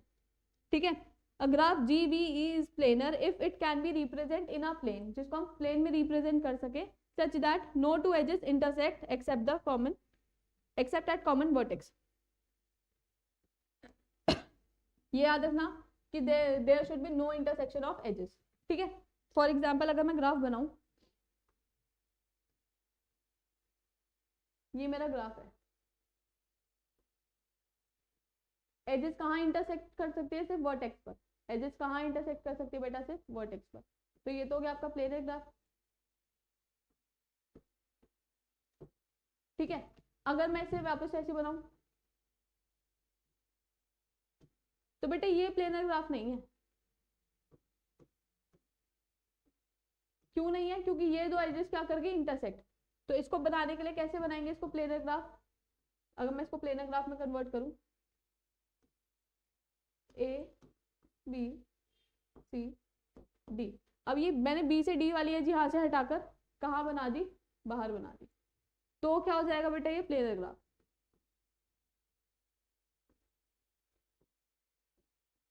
तो क्या हो जाएगा बेटा आपके पास प्लेनर ग्राफ। इतनी बात क्लियर है। ठीक है,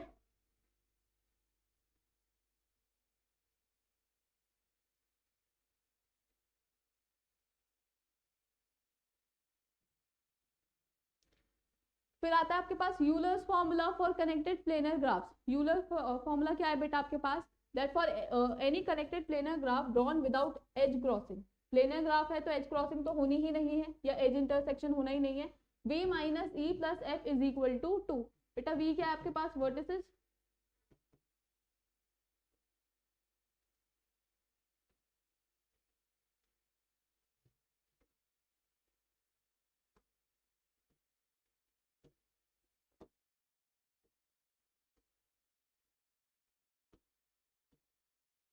बेटा v क्या है आपके पास, वर्टिसेस, e क्या है एजेस, ठीक है, एंड f क्या है फेसेस। ठीक है, फिर उसके बाद for a graph to be planar edge bound condition. तो for any simple planar graph no loops और मल्टी एजेस, आपके पास क्या कंडीशन होती है, that E is less than और इक्वल टू 3 वर्टेक्स माइनस 6। ठीक है, जहां पर जो वर्टेक्स है या तो वो 3 होंगी या तो 3 से ज्यादा होंगी। ठीक है, if the graph is bipartite, bipartite है और बाइपर्टाइट में कभी भी ऑड साइकिल्स नहीं होंगी, तो उसके लिए क्या कंडीशन है बेटा, E is lesser than equal to 2v minus 4। ठीक है, बात समझ आ गई, क्लियर है। फिर हमने पढ़ना था आइसोमॉर्फिज्म। आइसोमॉर्फिज्म क्या होता है बेटा, two graphs G1 and G2 are isomorphic. ठीक है, दो ग्राफ्स के बीच में हम हमेशा आइसोमॉर्फिज्म निकालेंगे, कब, when they are structurally identical. Isomorphic graph जो होता है वो स्ट्रक्चरली, मतलब उनका जो स्ट्रक्चर होता है वो कैसा होता है, आइडेंटिकल होता है, meaning there is 1-to-1 correspondence between their vertices. उनके वर्टिसेस के बीच में 1-to-1 कॉरेस्पॉन्डेंस होता है, जैसे कॉन्करेंसी ऑफ ट्राइंगल में पढ़ा था कभी। ठीक है, कि A is corresponding to D, B is corresponding to E, C is corresponding to F. ठीक है, and edges that preserve adjacency, और एजेस क्या प्रिजर्व करेंगे, एडजेसेंसी। एडजेसेंसी प्रिजर्व करने का क्या मतलब है, आउटगोइंग एजेस आउटगोइंग रहेंगी, इनकमिंग एजेस इनकमिंग ही रहेंगी, ठीक है। So G1 and G2 are isomorphic. Then कैसे कैसे, जब उसमें number of vertices and edges same होंगे, ठीक है, डिग्री का सीक्वेंस आइडेंटिकल होगा, ठीक है। उसके बाद they have the same number of connected components भी सेम ही होंगे, and they share the same cycle structure, and degree for every vertex is same. उसमें डिग्रीज भी क्या होंगी बेटा, सेम, और फिर उन डिग्री का सीक्वेंस भी क्या होगा, सेम, ठीक है। अगर मैं बोलूँ मेरे पास दो वर्टेक्स है डिग्री 2 की, 3 वर्टेक्स है डिग्री 3 की, एंड एक वर्टेक्स है डिग्री 4 की, तो दूसरे ग्राफ में भी यही होगा, 2 वर्टेक्स 2 डिग्री की, 3 वर्टेक्स 3 डिग्री की, और एक वर्टेक्स 4 डिग्री की। इतनी बात क्लियर है, आइसोमॉर्फिज्म का कॉन्सेप्ट समझ आया, ठीक है। देन वी हैव होमोमॉर्फिज्म क्या होता है, it preserves adjacency but may merge vertices और रिड्यूस द स्ट्रक्चर। ये क्या करेगा, ये वर्टिसेस को क्या कर देगा, मर्ज, ठीक है। The two graphs are said to be homomorphic if one graph can be obtained from the other by the creation of edges in series or by merger of edges in series। अब homomorphism क्या होता है, अगर मैंने दो vertex ऐसे करके था, ठीक है, मैंने बोला कि it may merge the vertices, तो ये वर्टिसेस को मर्ज करके क्या बोल सकता है, AC, तो ग्राफ का स्ट्रक्चर थोड़ा सा रिड्यूस हो जाएगा, ठीक है। अब होमोमॉर्फिक कब होगा, जब आप एक ग्राफ से दूसरे ग्राफ को जेनरेट कर पाओ, या तो उसमें एजेस ऐड करके या तो उसमें एजेस रिमूव करके, ठीक है। अब कैसे होगा creation of edges, in series, एक के बाद एक, ठीक है, या फिर मर्ज कर दो जो भी एजेस आपके पास सीरीज में, ठीक है, क्लियर है। होमोमॉर्फिज्म आइसोमॉर्फिज्म समझ आया, ये वाला टॉपिक इंपॉर्टेंट है। ऐसा आता है, right what you know about isomorphism, and फिर 2 ग्राफ्स दे देंगे और उसमें पूछा जाएगा आर दीज 2 ग्राफ्स आइसोमॉर्फिक और not. Then we have walk क्या होता है, a walk in a graph is just a way of moving one vertex to another by following the edges. Walk क्या होता है, नॉर्मल वॉक करना, एक vertex से दूसरे वर्टेक्स पे जाना फॉलोइंग अ एज, ठीक है। Vertex and edges can be repeated, so from one vertex to another, मतलब एक वर्टेक्स से दूसरे वर्टेक्स जा रहे हो फॉलोइंग अ एज, ठीक है, and vertices and edges can be repeated, ठीक है। फिर आता है बेटा दूसरा वर्ड पाथ। पाथ क्या होता है, a path is a walk without repeating any vertex और एज। पाथ होता है वो वॉक जिसमें आप रिपीटिशन नहीं कर रहे हो, ना तो वर्टेक्स का ना तो एज का। Each vertex can only be visited once, एक वर्टेक्स को हम एक ही बार विजिट कर सकते हैं। फिर आता है circuit, also known as cycle, is a path that starts and ends at the same vertex। अब सर्किट क्या हो जाता है, देखो पाथ क्या होता है, अगर मैं बोलूँ A से B गई, B से C गई, C से D गई, ये हो गया मेरे पास पाथ। इसमें मैंने कोई एज कोई वर्टेक्स रिपीट नहीं की। लेकिन सर्किट क्या होता है, मैंने बोला A से B गई, B से C गए, C से D गए, एंड D से वापस कहाँ चले गए, A, साइकिल, ठीक है। तो अ path that starts and ends at the same vertex, एक ही वर्टेक्स पे स्टार्टिंग भी हो रही है और एंडिंग भी हो रही है, ठीक है। Vertices except the first and the last one and the edges are not repeated. Last और फर्स्ट वन को हमें क्या करना पड़ेगा, repeat, in the case of circuit. इतनी बात क्लियर है।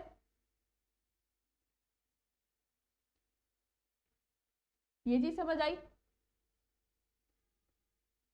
फिर हमें 2 ग्राफ्स पढ़ने थे, एक था यूलर ग्राफ या यूलेरियन ग्राफ और एक था हैमिल्टोनियन ग्राफ। तो यूलर ग्राफ क्या होता है, it is connected graph that contains a closed trial या फिर सर्किट, ठीक है, या साइकिल बोल लो, विच इंक्लूड्स एवरी एज। ई से यूलर, ई से एज, तो ये कैसा होता है बेटा, एज बेस्ड होता है, ठीक है। इसमें आपको हर एक एज को एग्जैक्टली वंस कवर करना है, हर एक एज को एग्जैक्टली वंस कवर करना है। A connected graph has an Euler graph if all the vertices have even degree. तो सभी वर्टिसेस की क्या होनी चाहिए बेटा, इवन डिग्री, ठीक है।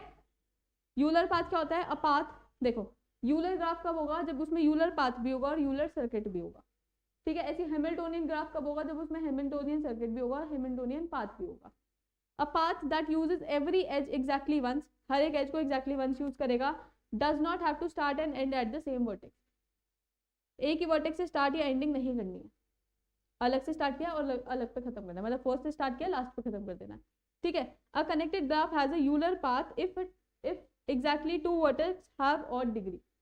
इसमें क्या होगा, जो सिर्फ 2 डिग्रीज है, मतलब जो वर्टेक्स है, क्योंकि इसमें क्या होगा, जो exactly you will be having 2 vertices जिसकी डिग्री क्या होगी बेटा ऑड, बाकी सबकी क्या होगी even, if all the vertices have even degree. बात क्लियर है? क्यों?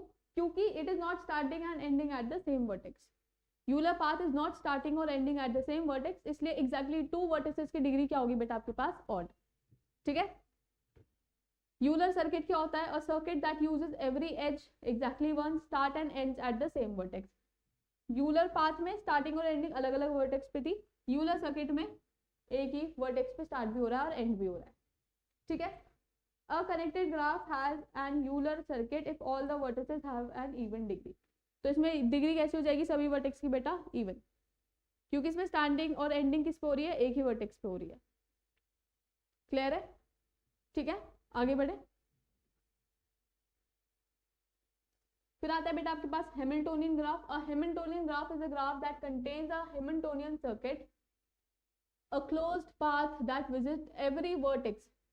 बेटा किस कैसे बेस देंगे, वर्टेक्स पे, इसमें हम किस पे ध्यान देंगे, वर्टेक्स पर, ठीक।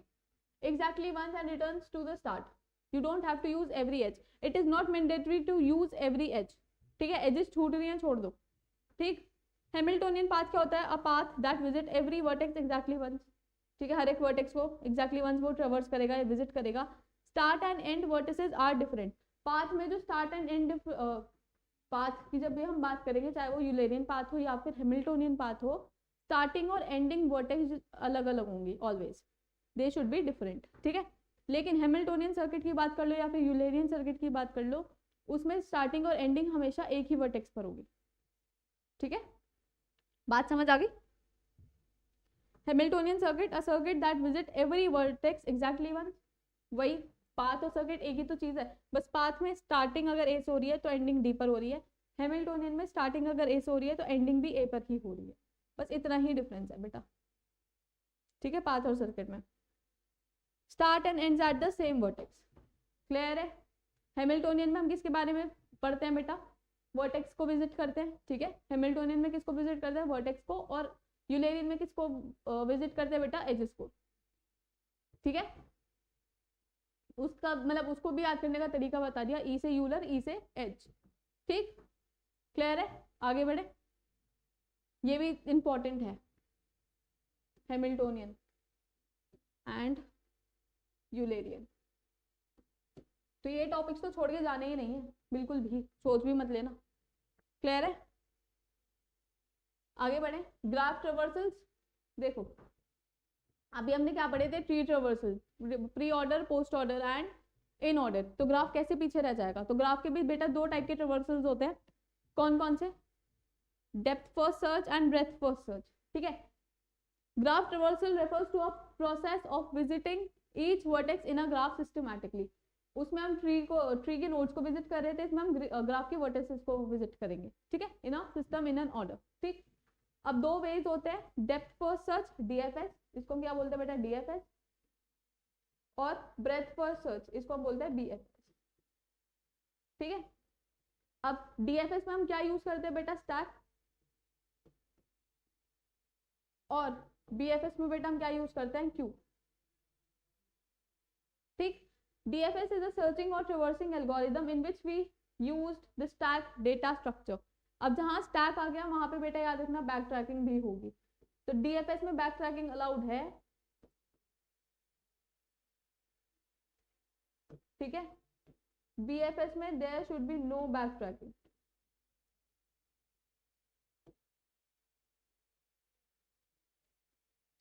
ठीक है। ऑल्सो बेटा BFS वर्सेस DFS आता है, तो ध्यान से करना, इसके डिफरेंसेस भी याद होने चाहिए, BFS versus DFS,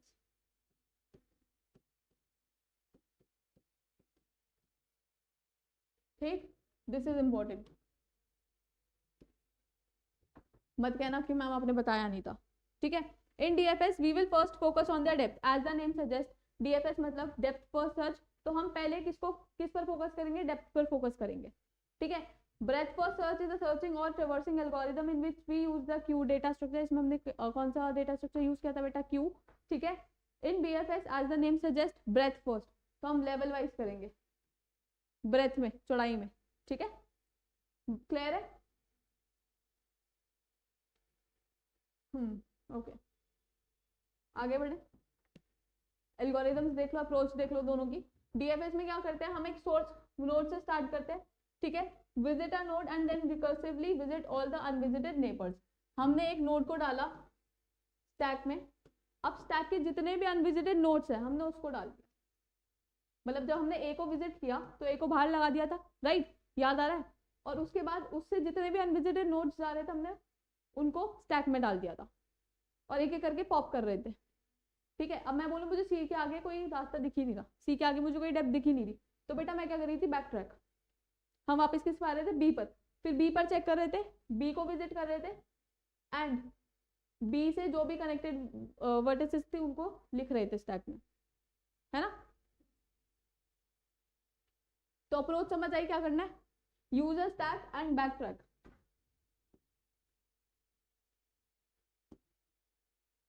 when there is no path left, क्या करो बेटा, बैक ट्रैक।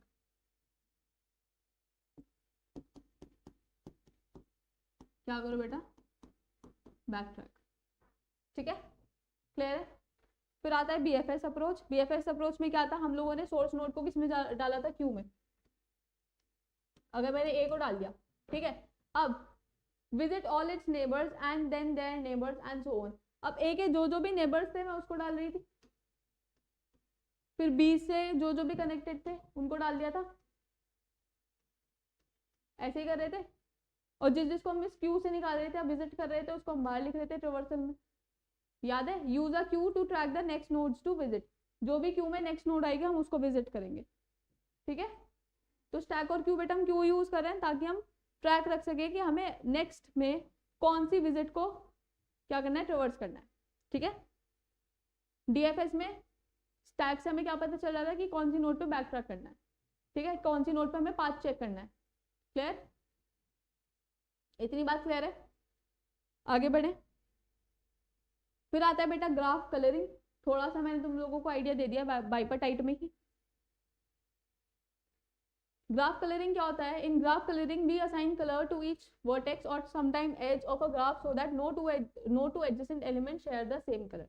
देखो ग्राफ कलरिंग में क्या होता है, जो भी आप एलिमेंट ले रहे हो, अब वो एलिमेंट आपके पास वर्टेक्स भी होता है, एज भी हो सकता है और फेस भी हो सकता है, ठीक है। अब चाहे एज हो, चाहे वर्टेक्स हो, चाहे फेस हो, तो कोई भी दो एडजेसेंट जो बिल्कुल, जैसे अगर मैं वर्टेक्स की बात करूं ए बी, तो इन दो वर्टेक्स का कलर सेम नहीं होना चाहिए कभी भी।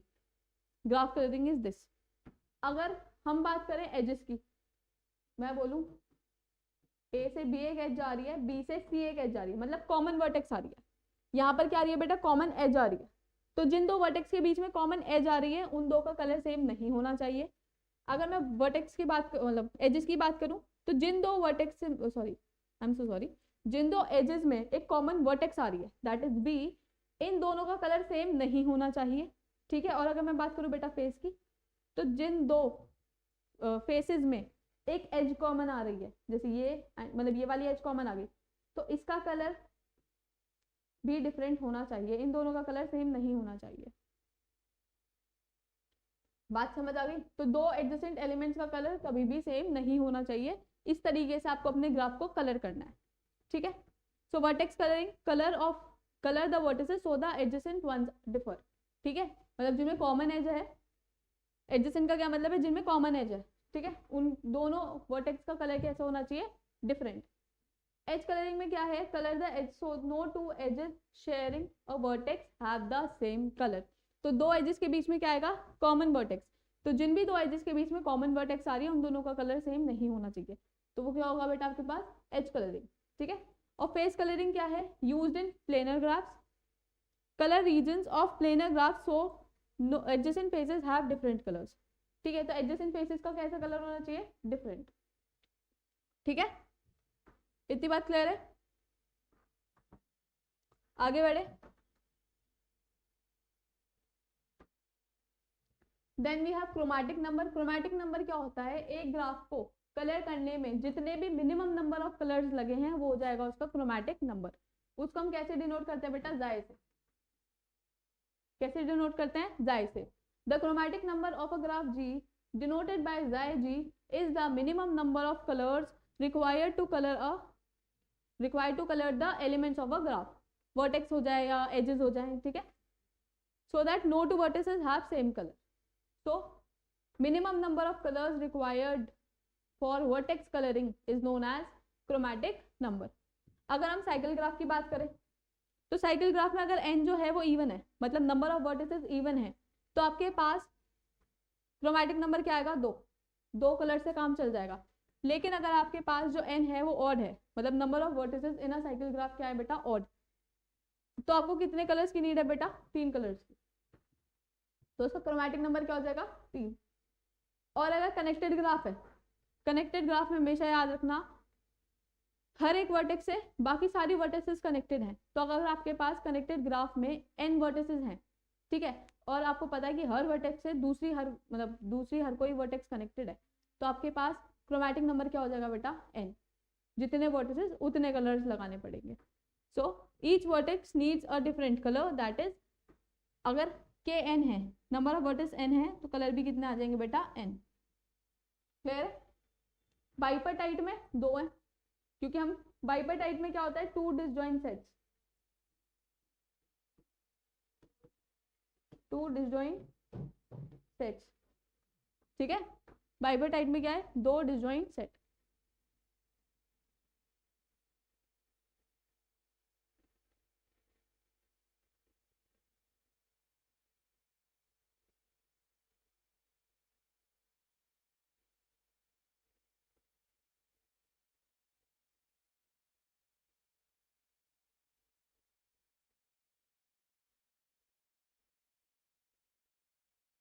ठीक है, इतनी बात क्लियर है. फिर आता है बेटा कॉम्बिनेट्रिक्स. ठीक है, कॉम्बिनेट्रिक्स क्या थी आपके पास, काउंटिंग टेक्निक्स है ना. A combinatorics is a branch of discrete mathematics that studies the counting, arrangement and combination of the objects. Counting में क्या लगा रहे थे, काउंटिंग प्रिंसिपल्स. अरेंजमेंट में क्या लगा रहे थे बेटा, परम्यूटेशन. कॉम्बिनेशंस में क्या लगा रहे थे, combinations. Combinatorics deals with the problems of selection and arrangement. Selection is what, combination, and arrangement is what, permutation. ठीक है. Infinite and countable structure. जाहिर सी बात है आप सिलेक्शन या अरेंजमेंट किस में लगा सकते हो, फाइनाइट सेट्स पे लगा सकते हो. ठीक है.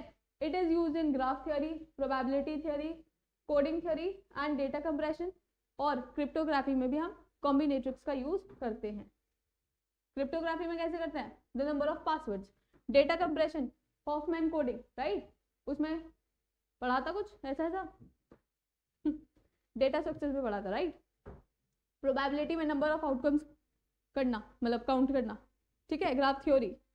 तो इन सब में क्या यूज होता है बेटा, कॉम्बिनेट्रिक्स. पहला आता है काउंटिंग प्रिंसिपल. बेटा काउंटिंग प्रिंसिपल में हमारे पास 2 रूल्स है, एक है एडिशन रूल और एक है मल्टीप्लिकेशन रूल. अगर मैं बोल रही हूँ मेरे पास ए इवेंट m टाइम्स आ रहा है और n इवेंट हमारे पास 3 टाइम्स है, तो एडिशन में क्या होता है कि कोई भी 2 events at the same time happen नहीं हो सकते. In an event, if an event A can occur in m ways. अगर मैं बोल रही हूँ कि ए इवेंट मेरे पास m वेज में हो सकता है, and an event B can occur in n ways, और एक बी इवेंट है जो n वेज में हो सकता है. ठीक है, मतलब सिलेक्शन ऑफ सब्जेक्ट्स मान लो. ठीक है, and they can not happen at the same time, और वो एक टाइम पर हैपन नहीं हो सकता. Then the total number of ways either A or B can occur m+1 times. सबसे अच्छा एग्जाम्पल इसका है सब्जेक्ट चूजिंग का. मैंने बोला मेरे पास PCM है, ठीक है. अब मेरे पास 3 चॉइसेस हैं कि मैं हिंदी का कोई सब्जेक्ट सिलेक्ट कर लूँ साथ में, या फिर इंग्लिश का कोई सब्जेक्ट सिलेक्ट कर लूँ कि इंग्लिश 1, इंग्लिश 2, इंग्लिश 3 ऐसे करके मान लेता है कुछ, या फिर एक्स्ट्रा ऑप्शनल सब्जेक्ट जैसे फिजिकल हो गया आपका, मतलब फिजिकल एजुकेशन हो गया, फाइन आर्ट्स हो गया, आईपी हो गया, और मैं बोल रही हूँ इसमें 4 चॉइसेस है मेरे पास, ठीक है। पर मुझे सिलेक्ट क्या करना है, सिर्फ एक, मुझे सिलेक्ट कौन सा सब्जेक्ट करना है, सिर्फ एक सब्जेक्ट करना है। और अगर मैंने इसमें से सिलेक्ट कर लिया तो मैं इसको यूज नहीं कर सकती, और मैंने अगर इसको सिलेक्ट कर लिया तो मैं इसको नहीं ले सकती, मतलब एट सेम टाइम मैं दोनों में से एक एक सब्जेक्ट नहीं ले सकती। तो बेटा मेरे पास कितनी चॉइसेस हैं टोटल, मुझे सिलेक्ट तो एक ही करना है ना, पर मेरे पास चॉइसेस कितनी है सिलेक्ट करने के लिए, 7, m+n, ठीक है। अगर मैंने ए इसमें से चूज कर लिया तो मैं इसको चूज नहीं कर सकती, इसको चूज कर लिया तो इसमें से चूज नहीं कर सकती, ठीक है। तो मैं क्या मान के चलूंगी, मेरे पास टोटल 7 चॉइसेस हैं एंड मुझे सिलेक्ट कितना करना है, एक, मुझे चूज कितना करना है, एक सब्जेक्ट। क्लियर है। एडिशन, मल्टीप्लीकेशन में क्या होता है, if an event A can occur in m ways and an event b can occur in n ways, ठीक है, and both can happen in sequence, एक सीक्वेंस में हैपन हो रहा है कि पहले ये वाला हो जाए, फिर ये हो जाए, फिर ये हो जाए, ठीक है।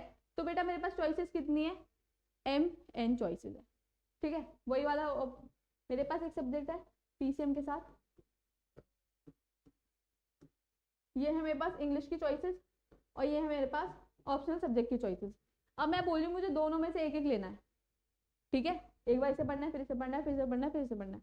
तो अब बेटा मेरे पास कितनी चॉइसेस हो जाएंगी टोटल, 3 4 12, 12 कैसे, क्या पता मैं थर्ड के फर्स्ट सब्जेक्ट के साथ फोर्थ का फर्स्ट सब्जेक्ट चूज कर लूँ, क्या पता मैं थर्ड के फर्स्ट सब्जेक्ट के साथ फोर्थ का सेकेंड सब्जेक्ट चूज कर लूँ, क्या पता मैं थर्ड के फर्स्ट सब्जेक्ट के साथ फोर्थ का थर्ड चूज कर लूँ, या फिर थर्ड के फर्स्ट के साथ फोर्थ का फोर्थ चूज कर लूँ, ठीक है।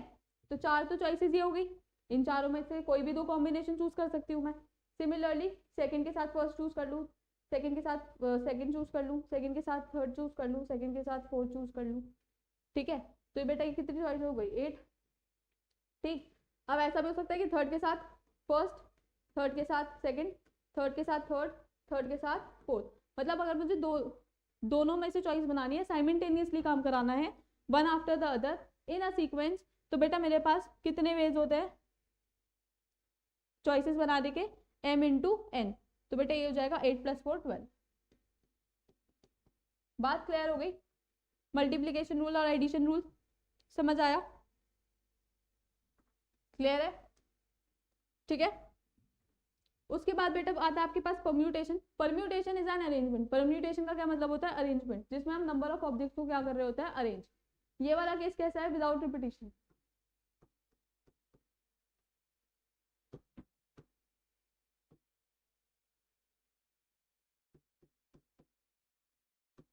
ठीक है। अ परम्यूटेशन इज एन अरेंजमेंट और ऑफ ऑल और a part of set. Permutation में मतलब अरेंजमेंट या तो सभी एलिमेंट्स का कर सकते हैं या फिर एक पार्ट का कर सकते हैं of object where order matters. जाहिर सी बात है हम अरेंजमेंट की बात कर रहे हैं तो ऑर्डर तो मैटर करेगा ना, ठीक है। तो इसका फॉर्मूला क्या होता है आपके पास, n factorial upon n - r factorial, ठीक है, क्लियर है। और जहां पर रिपीटिशन हो रही हो, if there are n objects with some identical elements, for example, तो बेटा एक सेकेंड, वो क्या हो जाएगा, n फैक्टोरियल अपॉन रिपीटिशन जिसकी भी हो रही है 1, रिपीटिशन जिसकी भी हो रही है 2। फॉर एग्जांपल मैंने वर्ड लिया बनाना, या कोई और वर्ड ले लो, मुंबई, तो बेटा इसका परम्यूटेशन कितना हो जाएगा, टोटल कितने हैं मेरे पास, 1 2 3 4 5 6, 6 फैक्टोरियल अपॉन, अब रिपीटिशन किस किस की हो रही है, रिपीटिशन सिर्फ m की हो रही है, एंड कितनी बार हो रही है, 2 बार, तो आप क्या करोगे, डिवाइडेड बाय 2 फैक्टोरियल, ठीक है, एंड इसको आप क्या कर लोगे, solve up to so on, ठीक है। अगर मैं बोलूं कि मैंने एक वर्ड और लेट्स से इसमें मैंने आई और ऐड कर दिया, ठीक है, तो बेटा ये क्या हो जाएगा, इंटू 2 फैक्टोरियल, क्योंकि हमारे पास आई भी है जो रिपीट कर रहा है, ठीक है। तो जो भी एलिमेंट जितनी बार भी रिपीट करेगा हम उसको नीचे डिनोमिनेटर में लगा देंगे, इतनी बात क्लियर है।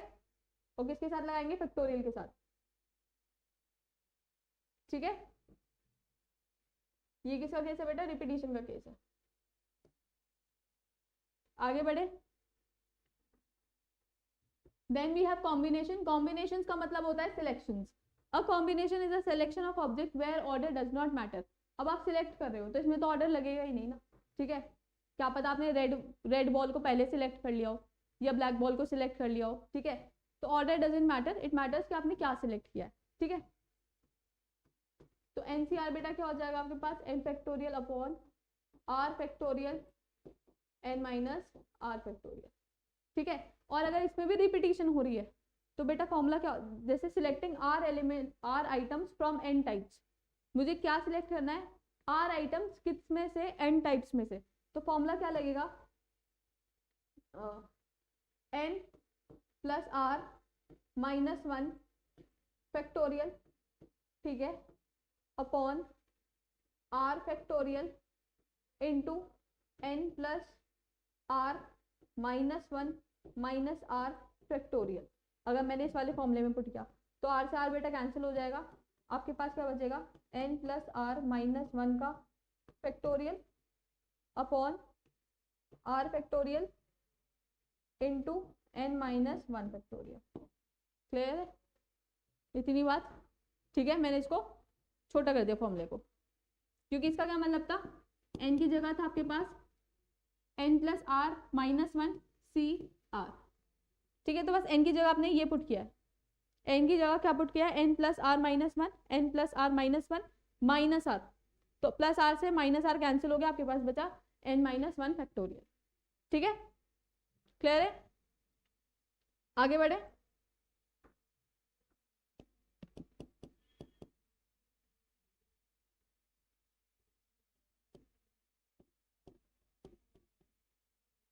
ठीक है, फिर आता है बेटा आपके पास pigeon hole principle. Pigeon hole principle it is important. ठीक है, लिखने के लिए आ जाता है. So if n plus 1 or more objects are placed in n blocks या boxes, then at least one box must contain more than one object. जाहिर सी बात, अगर मैं बोलूं मेरे पास 5 बॉक्सेस हैं और मुझे रखने हैं 7 एप्पल्स या 6 एप्पल्स ही ले लो, और एक बॉक्स में एक एप्पल रखना है, तो आप एक बॉक्स में जब 5 बॉक्सेस हैं तो आप 5 एप्पल्स ही तो रख पाओगे. तो इन पांचों में से कोई एक बॉक्स ऐसा होगा जिसमें आपने एक से ज्यादा एप्पल रखे होंगे. तो this is what, this is pigeon hole principle. If n pigeons are placed into m holes, pigeons कितने हैं बेटा मेरे पास, n. पिजन होल्स कितने हैं मेरे पास, m. ठीक है, तो और number of pigeons are greater than number of pigeon holes. ठीक है, नंबर ऑफ पिजन ज्यादा है as compare to number of pigeon holes. ठीक है, so then at least one hole must contain at least seal function of n by m pigeons. ठीक है, मतलब किसी एक पिजन होल में एक से ज्यादा पिजन्स होंगे. बात क्लियर है. एंड एटलीस्ट कम से कम कितने होंगे उसको निकालने का फॉर्मूला क्या है, seal function of n by m. ठीक है, जहां पर जो n है वो है आपके पास नंबर ऑफ पिजन्स जो क्या है ज्यादा as compare to number of pigeon holes. Clear है, आगे बढ़े. फिर आता है बेटा आपके पास इंक्लूजन एंड एक्सक्लूजन प्रिंसिपल.